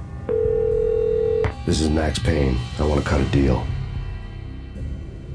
Payne, you're a dead man. That's what everybody keeps telling me. I got your ship and her cargo. I want to meet. No pain, no gain. Capiche? You know my restaurant? Yeah, I know it. 1 hour. Punchinello's restaurant had seen better days. Snow was falling like ashes from post-apocalyptic skies, but that was outside. Things would soon get hot in the Don's restaurant. I knew it was a long shot, Angelo Punchinello actually showing up, but there was no crime in hoping.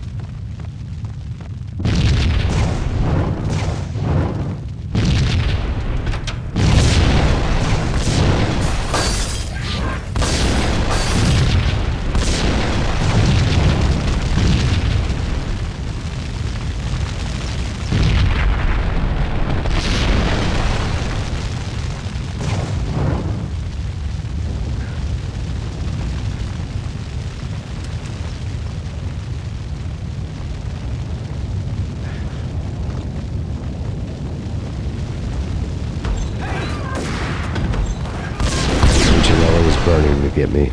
The feeling was mutual. He was trying to put out my flames with gasoline.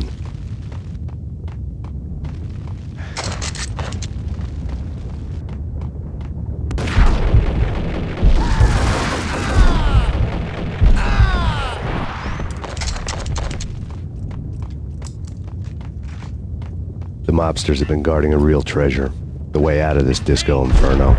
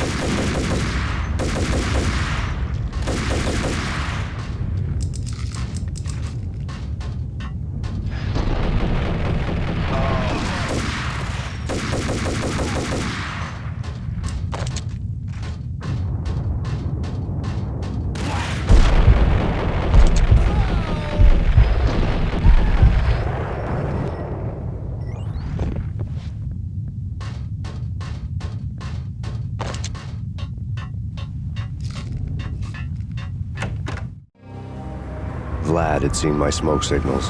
The Mercedes was revving to go, almost drowning out the Banshee well of the sirens. You coming?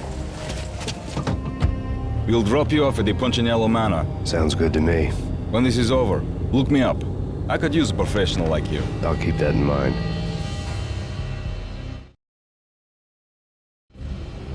The night groaned with cold. The garden lights flickered nervously. In their light, the falling snow was dead white before the darkness ate it up. I had heard the stories. The trio were mad dogs. They'd have hung the heads of their enemies over the manor gates if the capo had only let them. Punchinello wanted pain. He'd see the pain. The trick in my situation was that there was no trick, no matter what the movies tell you. No rules, no secret mantra, no roadmap. It wasn't about how smart or how good you were. It was chaos and luck. And anyone who thought different was a fool. All you could do was to hang on madly, as long and as hard as you could. Someone had graciously left the back door open for me and killed the guards. My money was on Mona. I knew the trio would be standing between me and Punchinello. I had read their rap sheets, thick as phone books. No one would be walking out of here alive. The numbing cold of the broken night had followed me in. Upstairs, the trio tangoed down the manor halls to the silent rhythm of their murderous hearts. The blood of their victims rust on their lips. Vince Mugnano, Pilot Providence, a.k.a. Big Brother, and Joe Deadpan Salem. The pistol was a frozen lump in my hand, piercing the skin, gnawing me to the bone.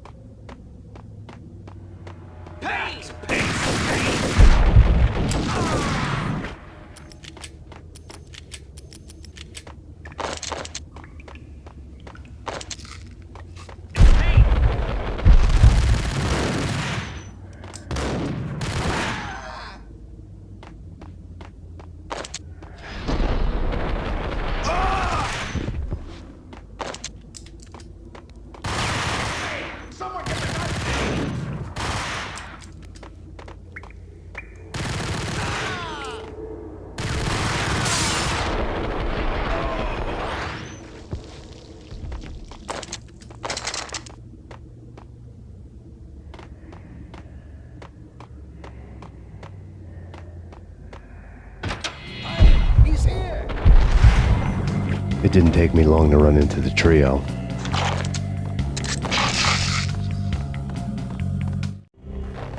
The word on Lisa Punchinello was that she was a bit of a witch. The tarot cards on the kitchen table fit the picture. They weren't my kind of cards, but I was willing to take a crack at the hand Mrs. Punchinello had dealt. The first card was the tower. Maybe that was supposed to be the manor. It got easy after that. The devil was the master of the house, and death was me, coming for him.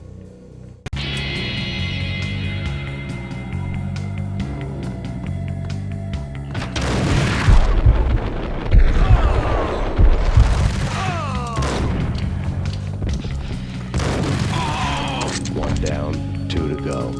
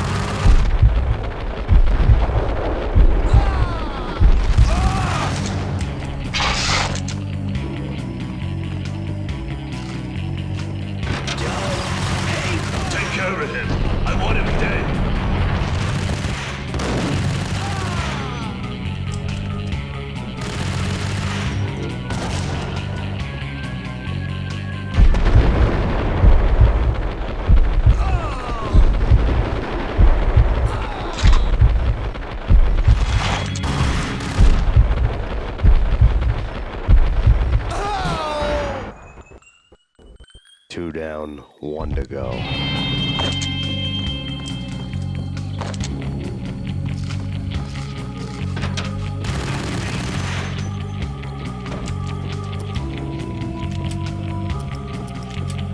Don't stop at him! This will. This will stop anything. Take cover.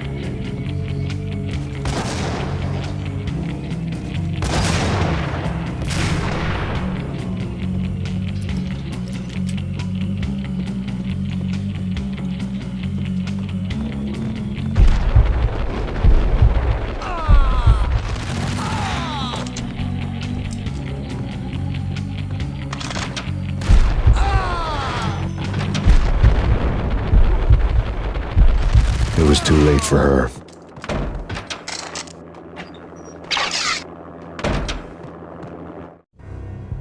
You're a real angel, Max.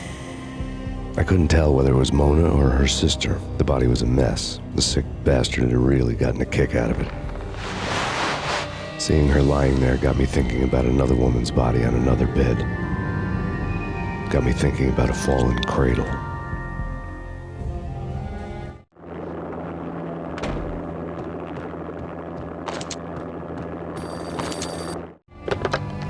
Max Payne. Talk to me. Alfred Woden. You've got company. An armed helicopter just landed on the manor grounds. You must hurry. The more the merrier. Vince Miliano.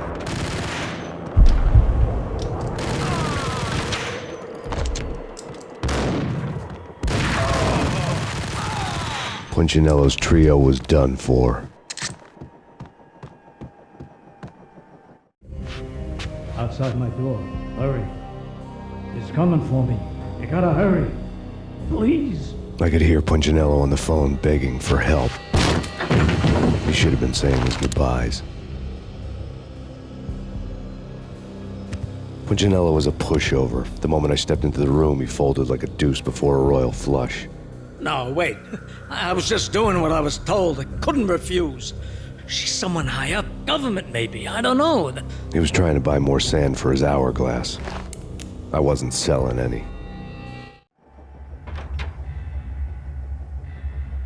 No, I told him nothing.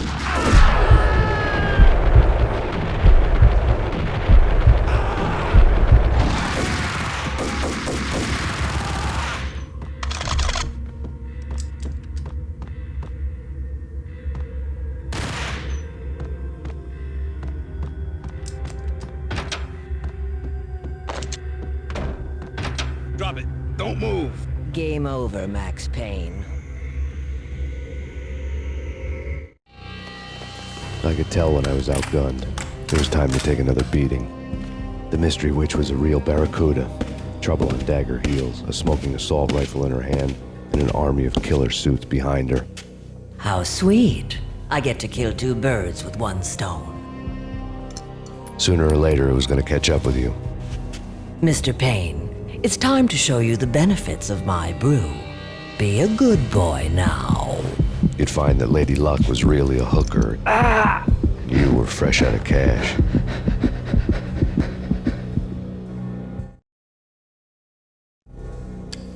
Gentlemen, we're done here. Take me to Cold Steel. She had just given me an OD of Valkyr. I could feel green fire eating my brains. They turned to steam. They did a fade on me. I'd never had a chance. The witch had got me just as sure as if she put a gun to my head and pulled the trigger. The shadows rushed me, bruised mugshot faces hungry for revenge. They knew my weak spots and closed in for the kill. The floor turned into a vortex of green blood. I fell. The flesh of fallen angels.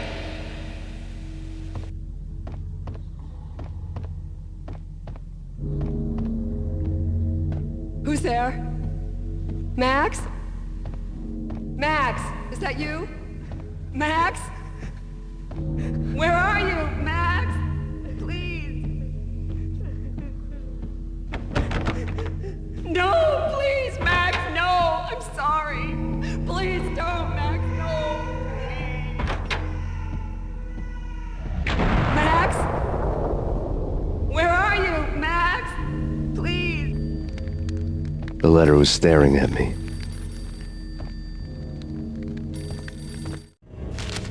There was something disturbingly familiar about the letter before me.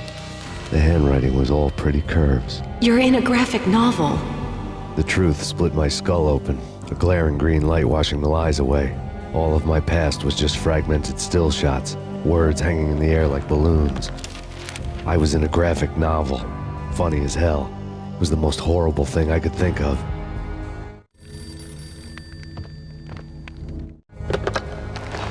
Shiny stuff, and dreams are made of stupid necromancers. He sings like a banana wrist, having strayed too close to the constellations on their shaved skulls. It was a bad line in a prank call. Someone spouting insane babble. I couldn't make sense of it. But I had an overwhelming sense of deja vu, and the caller's voice sounded oddly familiar.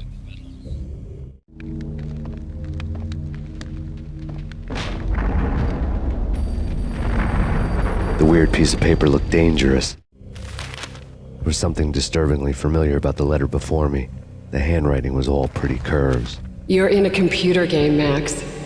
The truth was a burning green crack through my brain, weapon statistics hanging in the air, glimpsed out of the corner of my eye, endless repetition of the act of shooting, time slowing down to show off my moves, the paranoid feel of someone controlling my every step. I was in a computer game. Funny as hell, it was the most horrible thing I could think of.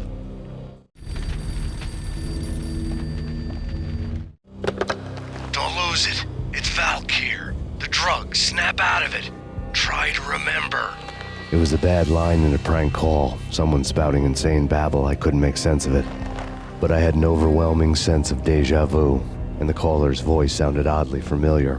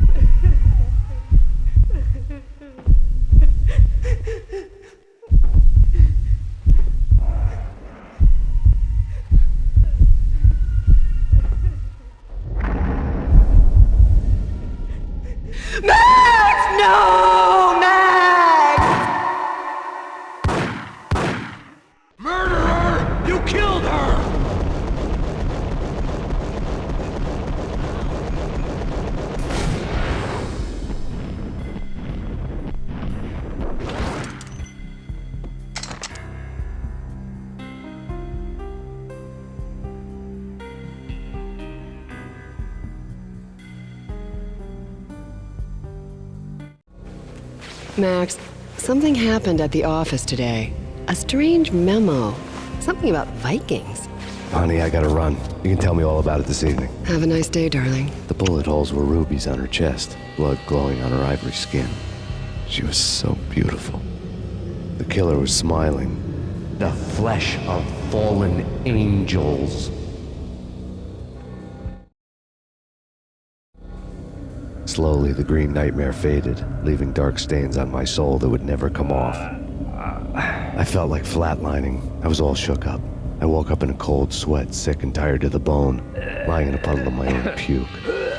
The hag had said take me to Cold Steel before it had all gone crazy. It was a clue, the only one I had.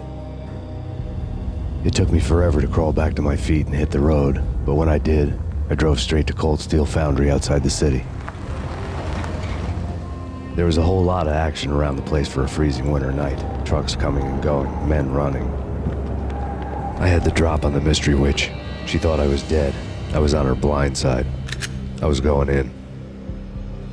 The bad trip had put me in a crazy mood, adrenaline pumping through my aching veins. Staggering on the mill roof in ice and snow and wild wind, I was a ninja. My kung fu was strong. I wasn't kidding anybody. At best, I was Superman on Kryptonite about to fall through a skylight, down to where it was all going down. A half-abandoned industrial area in the middle of nowhere. The factory was a perfect front for any number of illegal activities.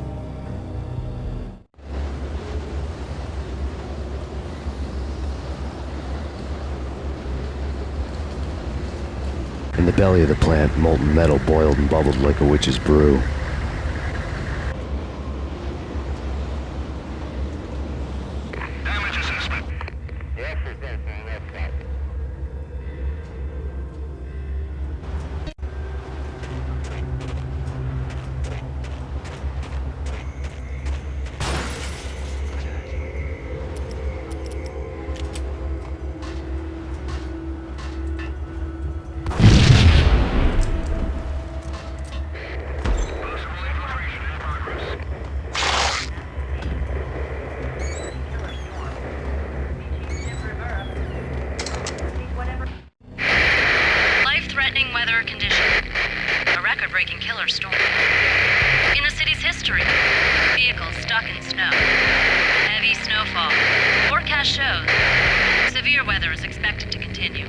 Out in the night, snow fell like confetti over the Devil's Parade.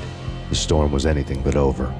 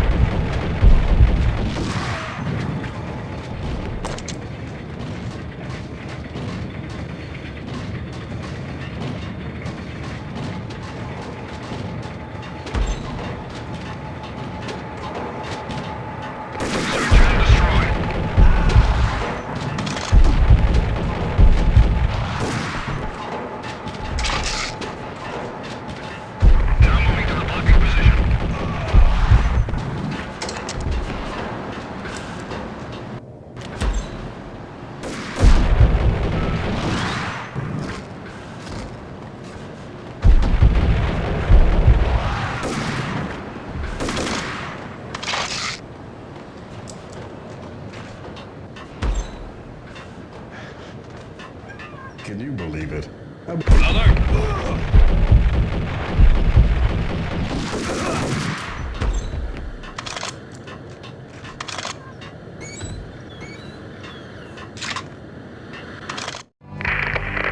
Perimeter breached. The facility has been compromised. Repeat, the Deep Six has been compromised. Initiate Operation Deadeye. The walkie-talkie military lingo could mean only one thing. They were getting ready to destroy the evidence and vanish into the night. I was so close. The hidden truths were just around the corner.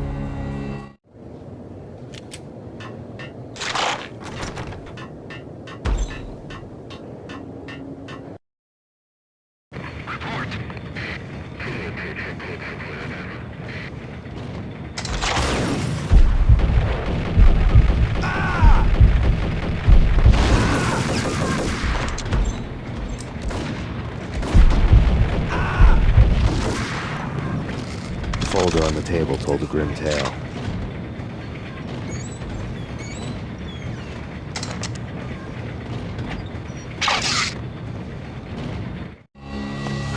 The mercenaries were running a tight operation, paperwork and all. Merchandise missing again. A chemist had tried to smuggle it out for his own private party. Locked him up in cell B7 in D6's old test facility to wait for proper processing. I was close enough to hear the secrets, just beyond the next doorway.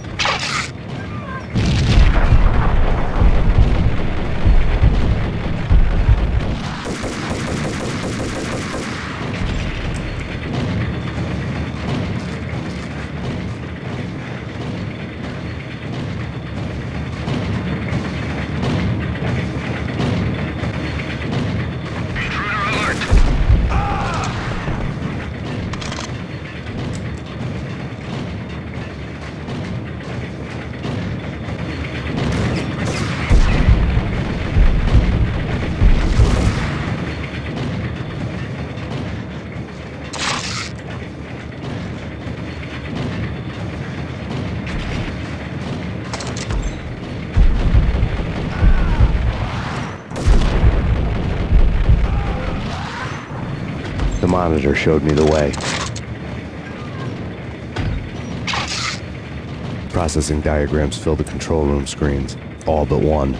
An elevator titled D6 on one of the screens, somewhere onwards, past rows of ovens, in the core of the plant.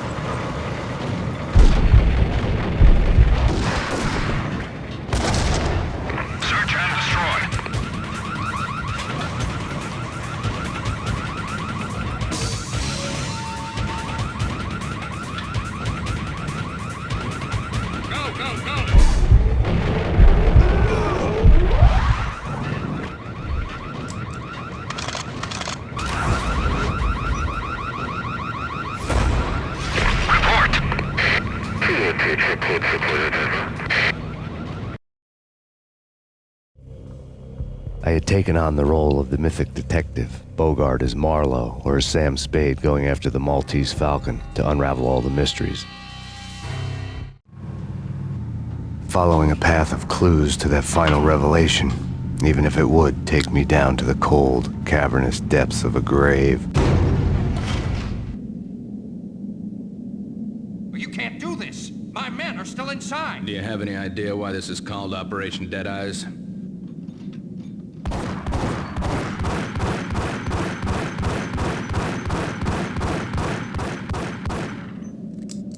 I think he's dead already. Let's do it.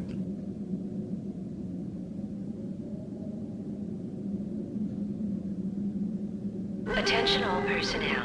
The self-destruction sequence has been initiated. Evacuate the complex immediately. We've got company. The self-destruction sequence has been initiated. Proceed to the nearest exit immediately. I had seen the logo on the floor before. There was an old army bunker under the steel mill. I knew the military plaque on the floor. I had seen 1,000 variations of the insignia on crumbling brick walls everywhere in the city. The sword replaced by a syringe. Project Valhalla, V for Valkyr, V for Valhalla. All of a sudden it read like a crackpot conspiracy theory.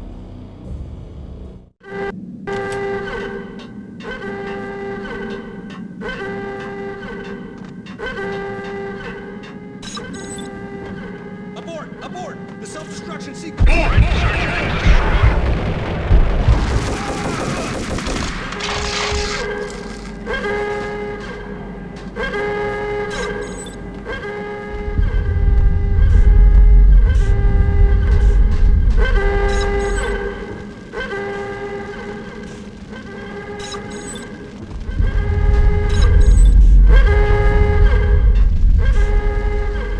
Decontamination in progress. The chemist had been using the workstation when he died. The half-life of the lab rat had ended online, his password blinking on the screen. 665, the neighbor of the beast. Proceed to the nearest exit immediately.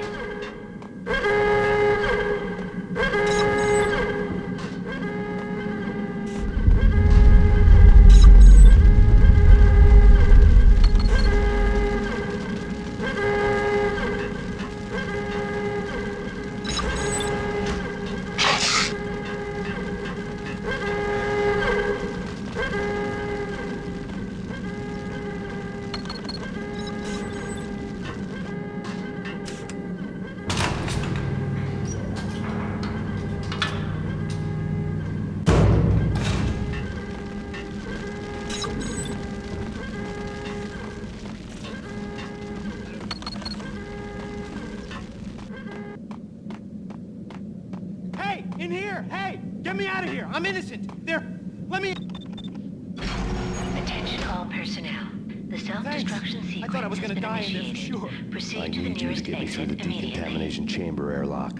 You're crazy! No way! The place is blowing up, for Christ's sakes! Either that or back to the cell. Your choice. Okay, I'll do it. I'll do it.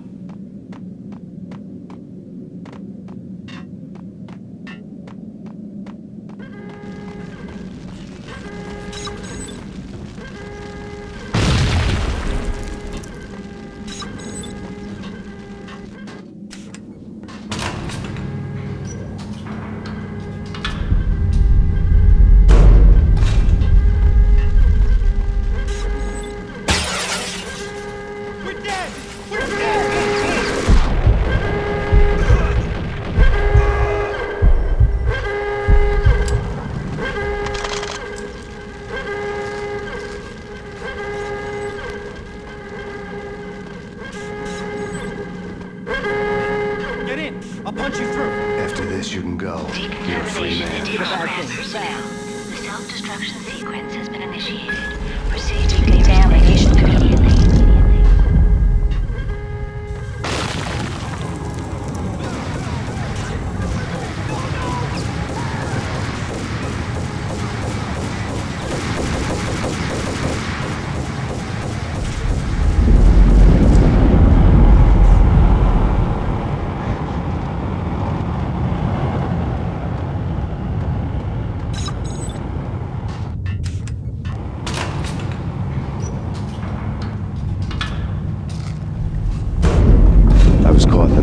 deadly web that was the Valkyr case.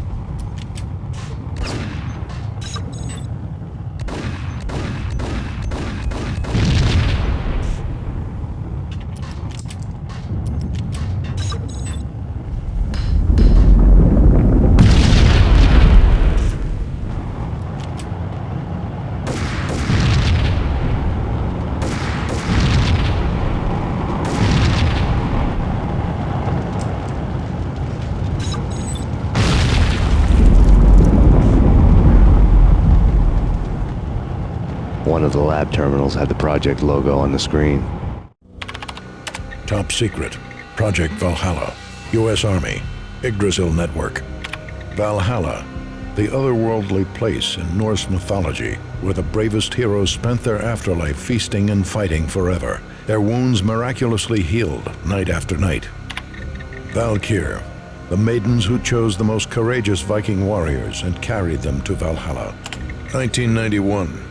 The research objective is to create a chemical substance to enhance the stamina and morale of infantry troops. 1995. Results unsatisfactory. Project cancelled. Someone had decided to continue the sick experiment unauthorized. Project compromised. Data leak. Fix the damage by any means necessary. Security clearance red. Authorized by the project lead. Field test. Double the dosage for all the remaining test subjects. Observe and record the subject's behavior in an urban setting. The drop-off point was my old address in New Jersey. The file dated 3 years ago. Just when you thought you had reached the deepest depths of horror, it suddenly got worse. How to turn off that small voice inside your head that started to whisper that you should be glad that now, if not before, your revenge was justifiable on any conceivable moral scale. That small voice proved, beyond any doubt, that I was damned. The dagger-heeled woman had come and gone a long time ago. There was nothing more for me here. The bunker's name was acting as a self-fulfilling prophecy.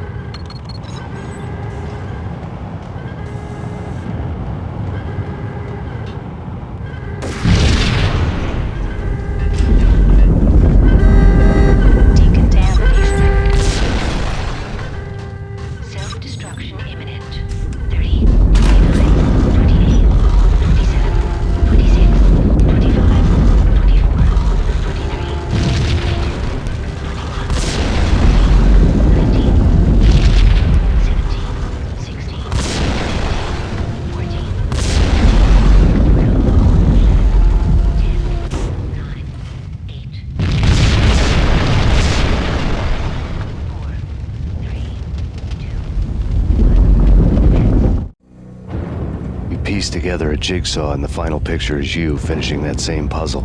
A mad, green-eyed killer standing behind you. An urban legend come true. The Project Valhalla test subjects had been the mad junkies who had murdered my loved ones. The rest was simple body count math. It all pointed to her. Ms. Valkyr. The factory went up in a fiery inferno behind me. All my leads were dead, turned to smoke and dust. I had lost my way. I hadn't slept in a million years.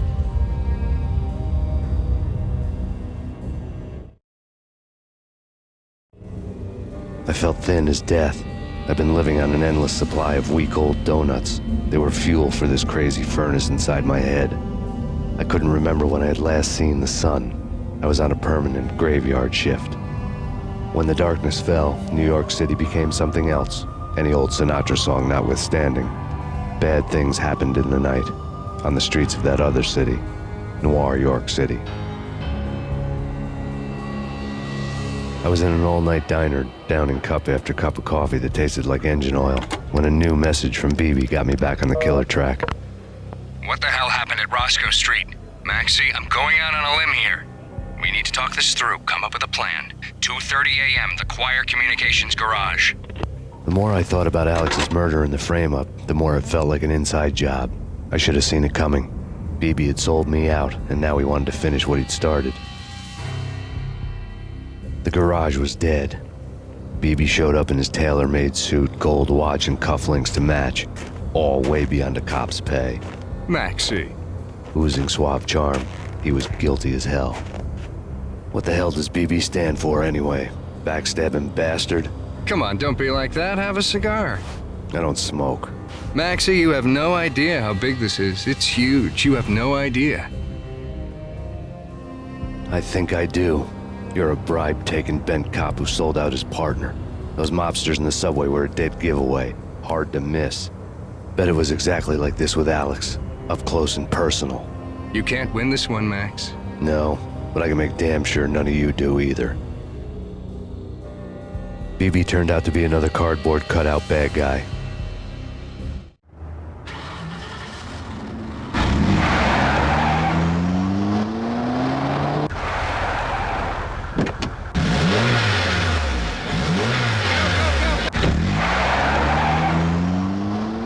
A bad cop on the take. A cowardly right-hand man fleeing from the scene, leaving his paid thugs to do his dirty work.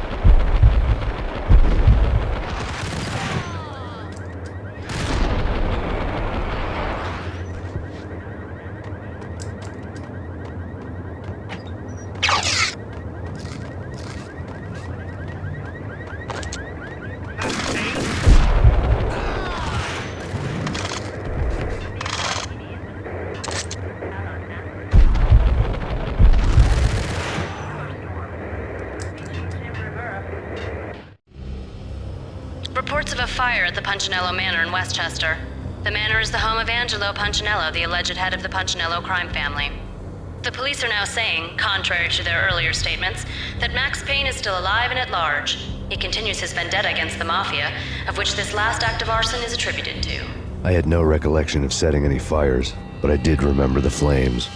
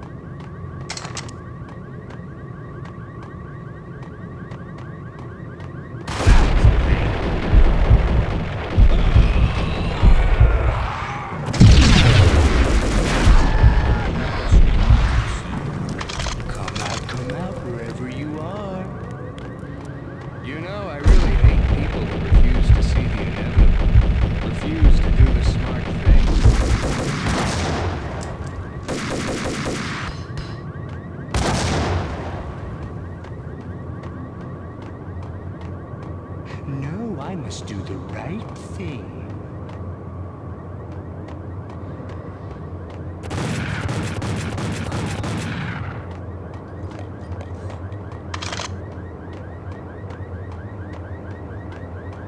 The payphone started to ring. Yeah. Max Payne? Whatever does it for you. This is Alfred Wooden. I can give you the name of your enemy. Come to the Asgard building presently. We are expecting you.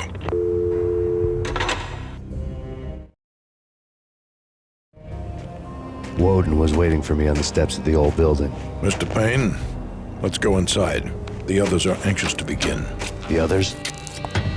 Despite the general misconception, this building actually predates the City Hall by 2 years, thus being the oldest municipal building still in use here at the foot of the Brooklyn Bridge. No kidding. The old man played tour guide as he led me through a dark domed hall. The answers I was after loomed large ahead.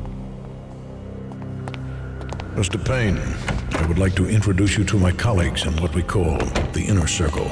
You've been watching too much X-Files. You have seen the files on Project Valhalla. We can fill the gaps, provide you with the information missing from those files. We were all involved in the early stages of the project during the Gulf War. What's the catch? We would very much like to blow this thing wide open, but our hands are tied. Her name is Nicole Horn. She was the key figure in Project Valhalla. When the funding was discontinued, she simply refused to quit. She knew exactly what she had in her hands. Nicole Horn is the president of Acer Corporation. She has more than half the city in her pocket. This must be kept under wraps.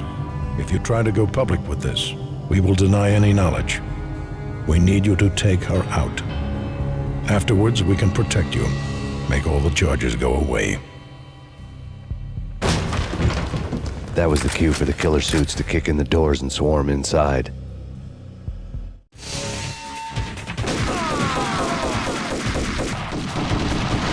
It was an impressive floor show, but I decided to leave early anyway. It was only a one-story fall. Lucky me.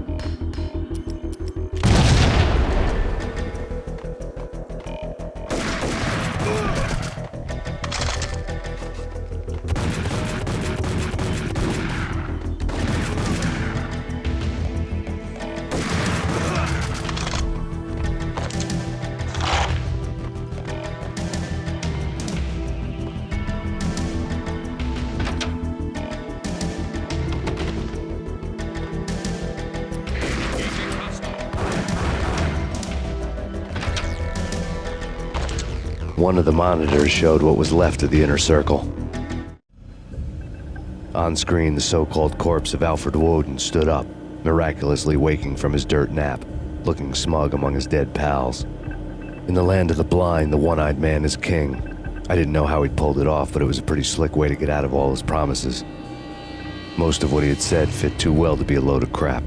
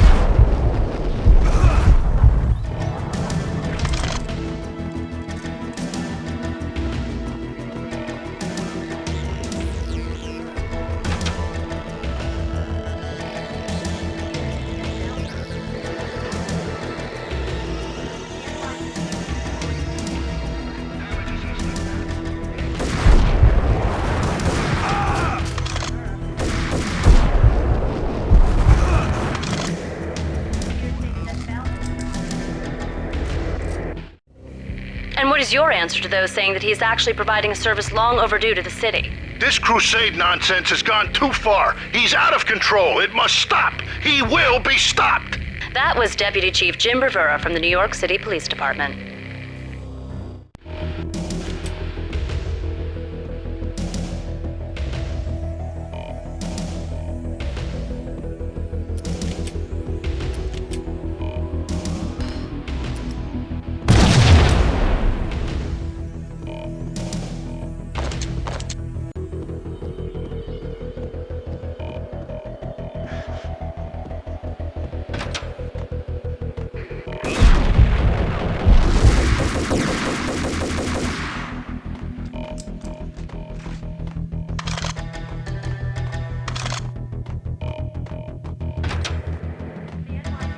A videotape lay on the desk.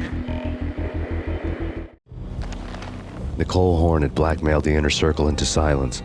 The tape came with a curt extortion note on a piece of expensive paper. I remembered Candy Dawn taping her clients in action on the side, selling the tapes to the highest bidder.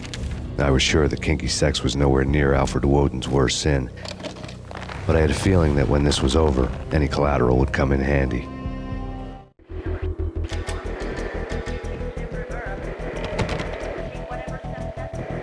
Woden had left me a present. Nothing seems to stop Acer Corporation's phenomenal victory march. Incredibly, the stocks are still rocketing. Worried experts already see a danger in the company's success. Some have gone as far as to say that Acer Corporation is about to become an even bigger monopoly than Microsoft ever was.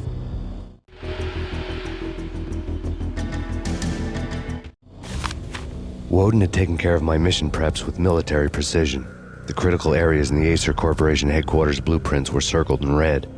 The president's office was at the top of the building, right below her penthouse suite.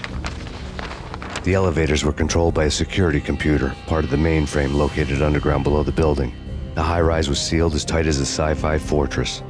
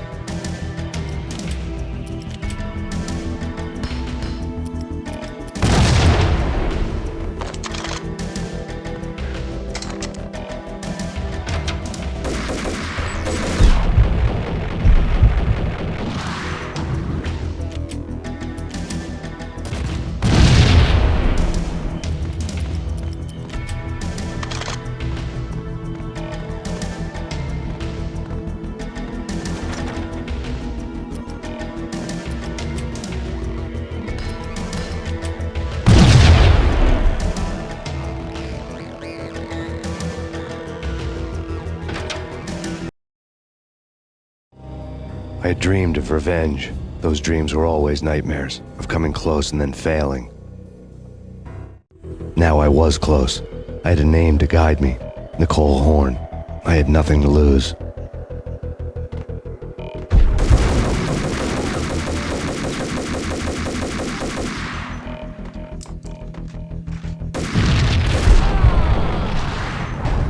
The Inner Circle had quite a track record.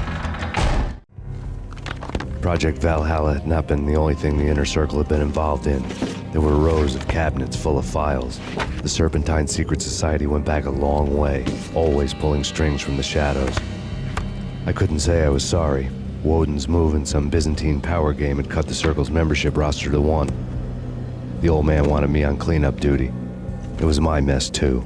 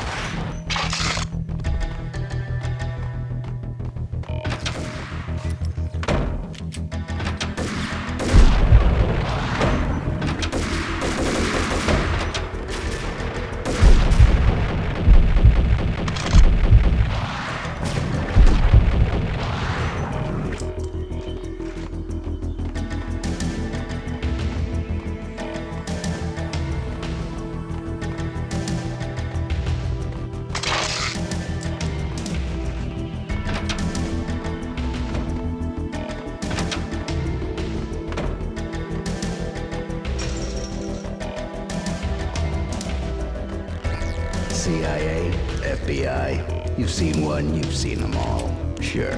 Found it.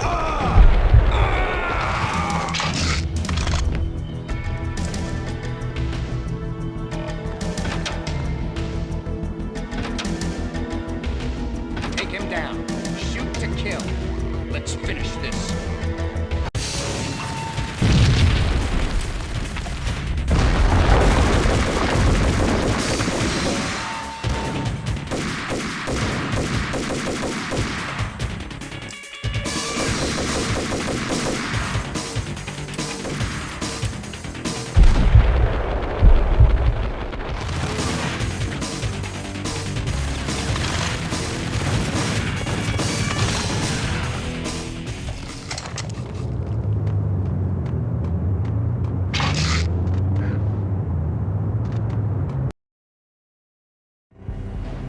Mine wasn't the most original approach to the problem.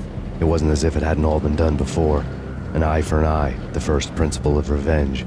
Old as dirt, still going strong. The cardinal rule in going after someone with an intention to kill was not to make it personal, which it almost always ended up being anyway. It did with me. I took my time, cruising around the city in the snow. There was no hurry. I knew what I had to do now. I took my time, thinking about it, building up the rage.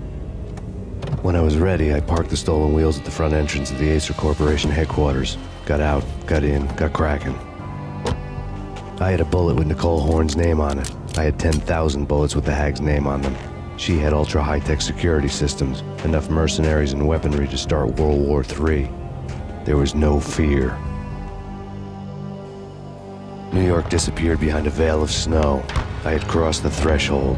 This was her domain, sleek and sexy and soulless, all glass and steel. A place of color-coded security keycards, metal detectors, and surveillance systems.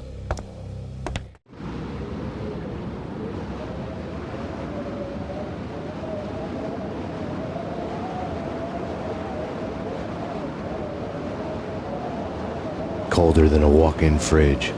Cold as a gun.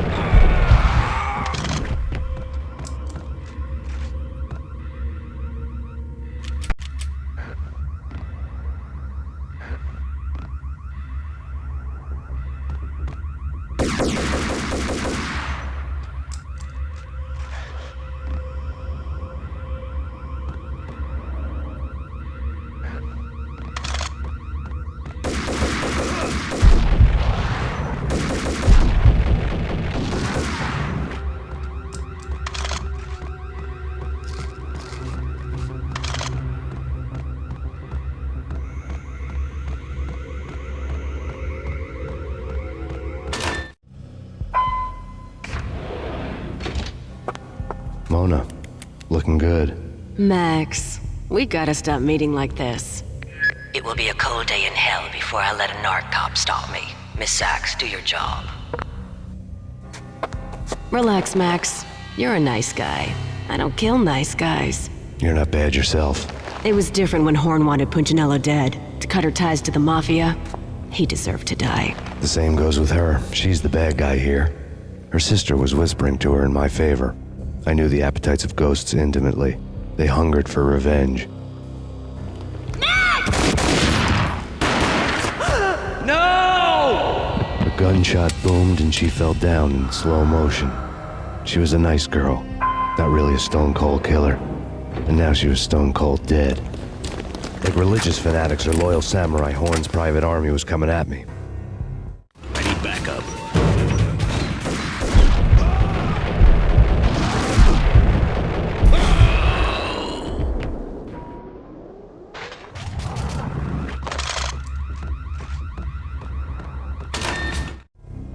When the elevator came back down, Mona was gone. There was a lot of blood, but no body.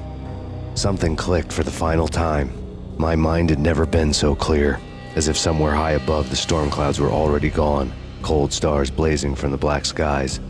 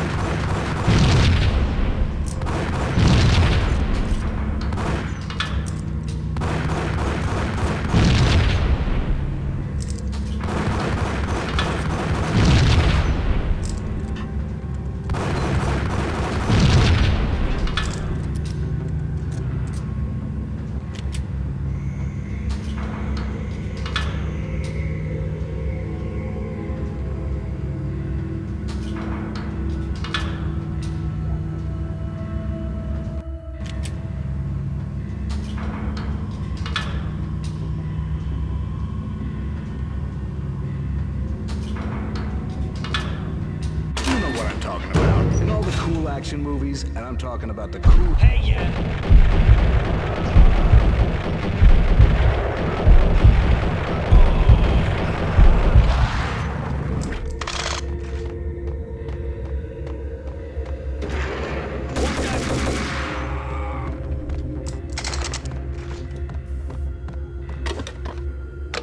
I had elevator access to the mainframe. From there, I'd be able to override the security locks and get to her office.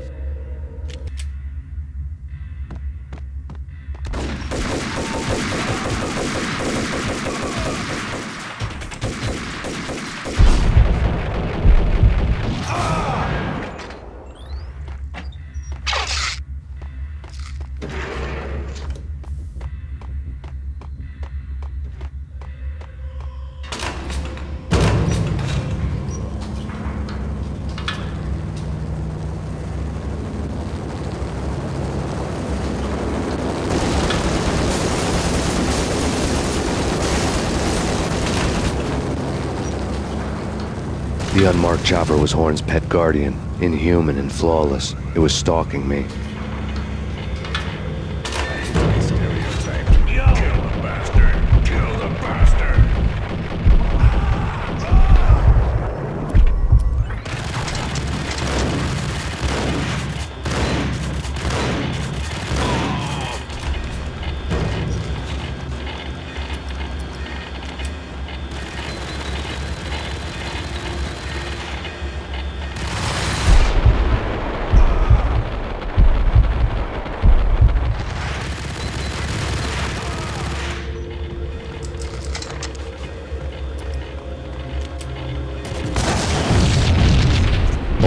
Locks were now offline. All bets were off. The elevator would take me all the way up.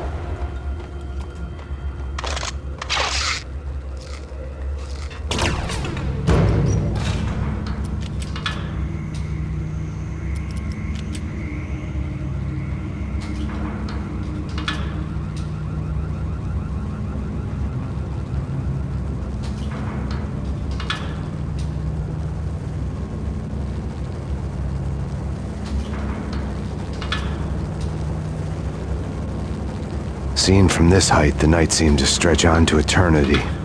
A hint of desperation had crept into the snowstorm, as if it was trying to get it all out before the end.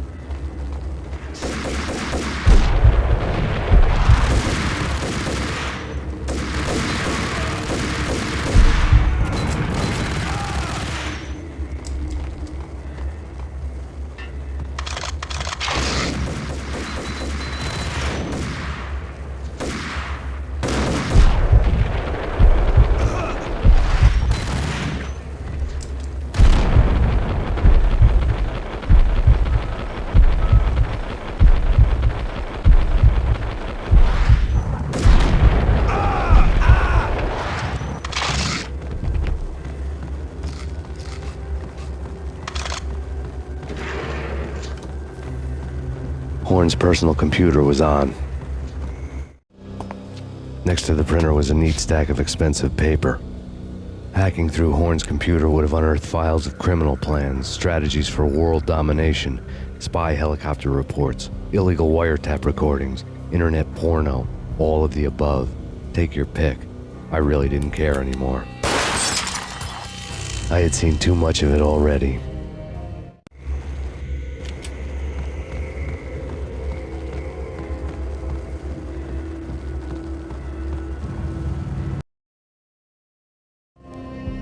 Valkyr had been meant to be a white-winged maiden that would lift you to a warrior's heaven, but it turned out to be a one-way demon ride to hell. The devil was in the drug. I knew. I had met him.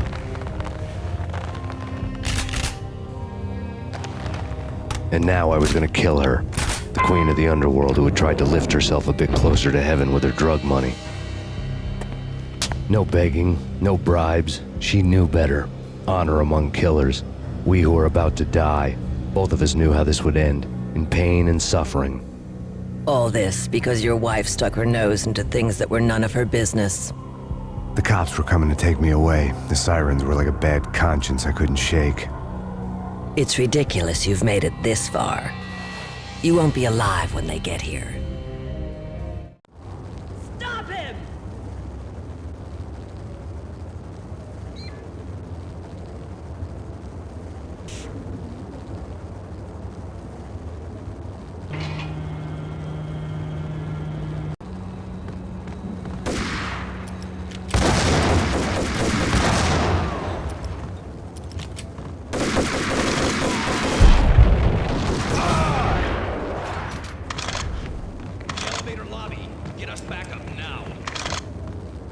Max Payne, this is futile.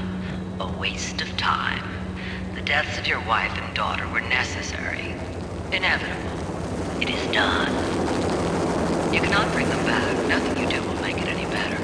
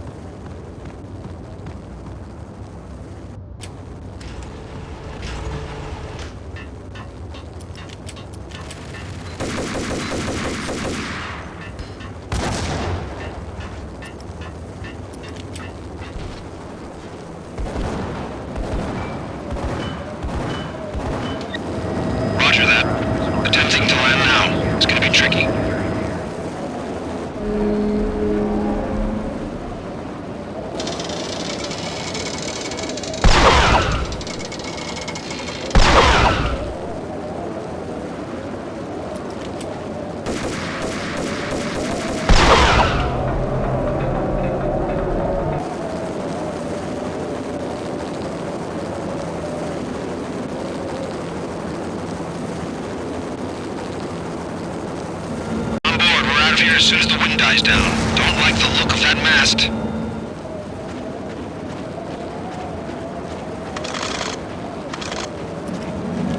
Lift off in 1 minute.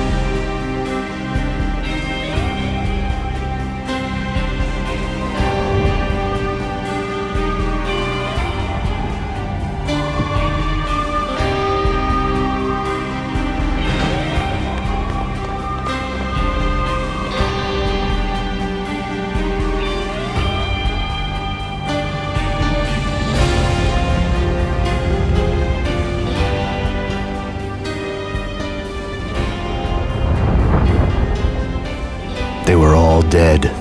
The final gunshot was an exclamation mark to everything that had led to this point. I released my finger from the trigger. And then it was all over. The storm seemed to lose its frenzy. The ragged clouds gave way to the stars above. Max Payne, this is Deputy Chief Jim Bravura from the NYPD. We've got the building surrounded. Throw down your weapons and lie down with your hands behind your head. A bit closer to heaven.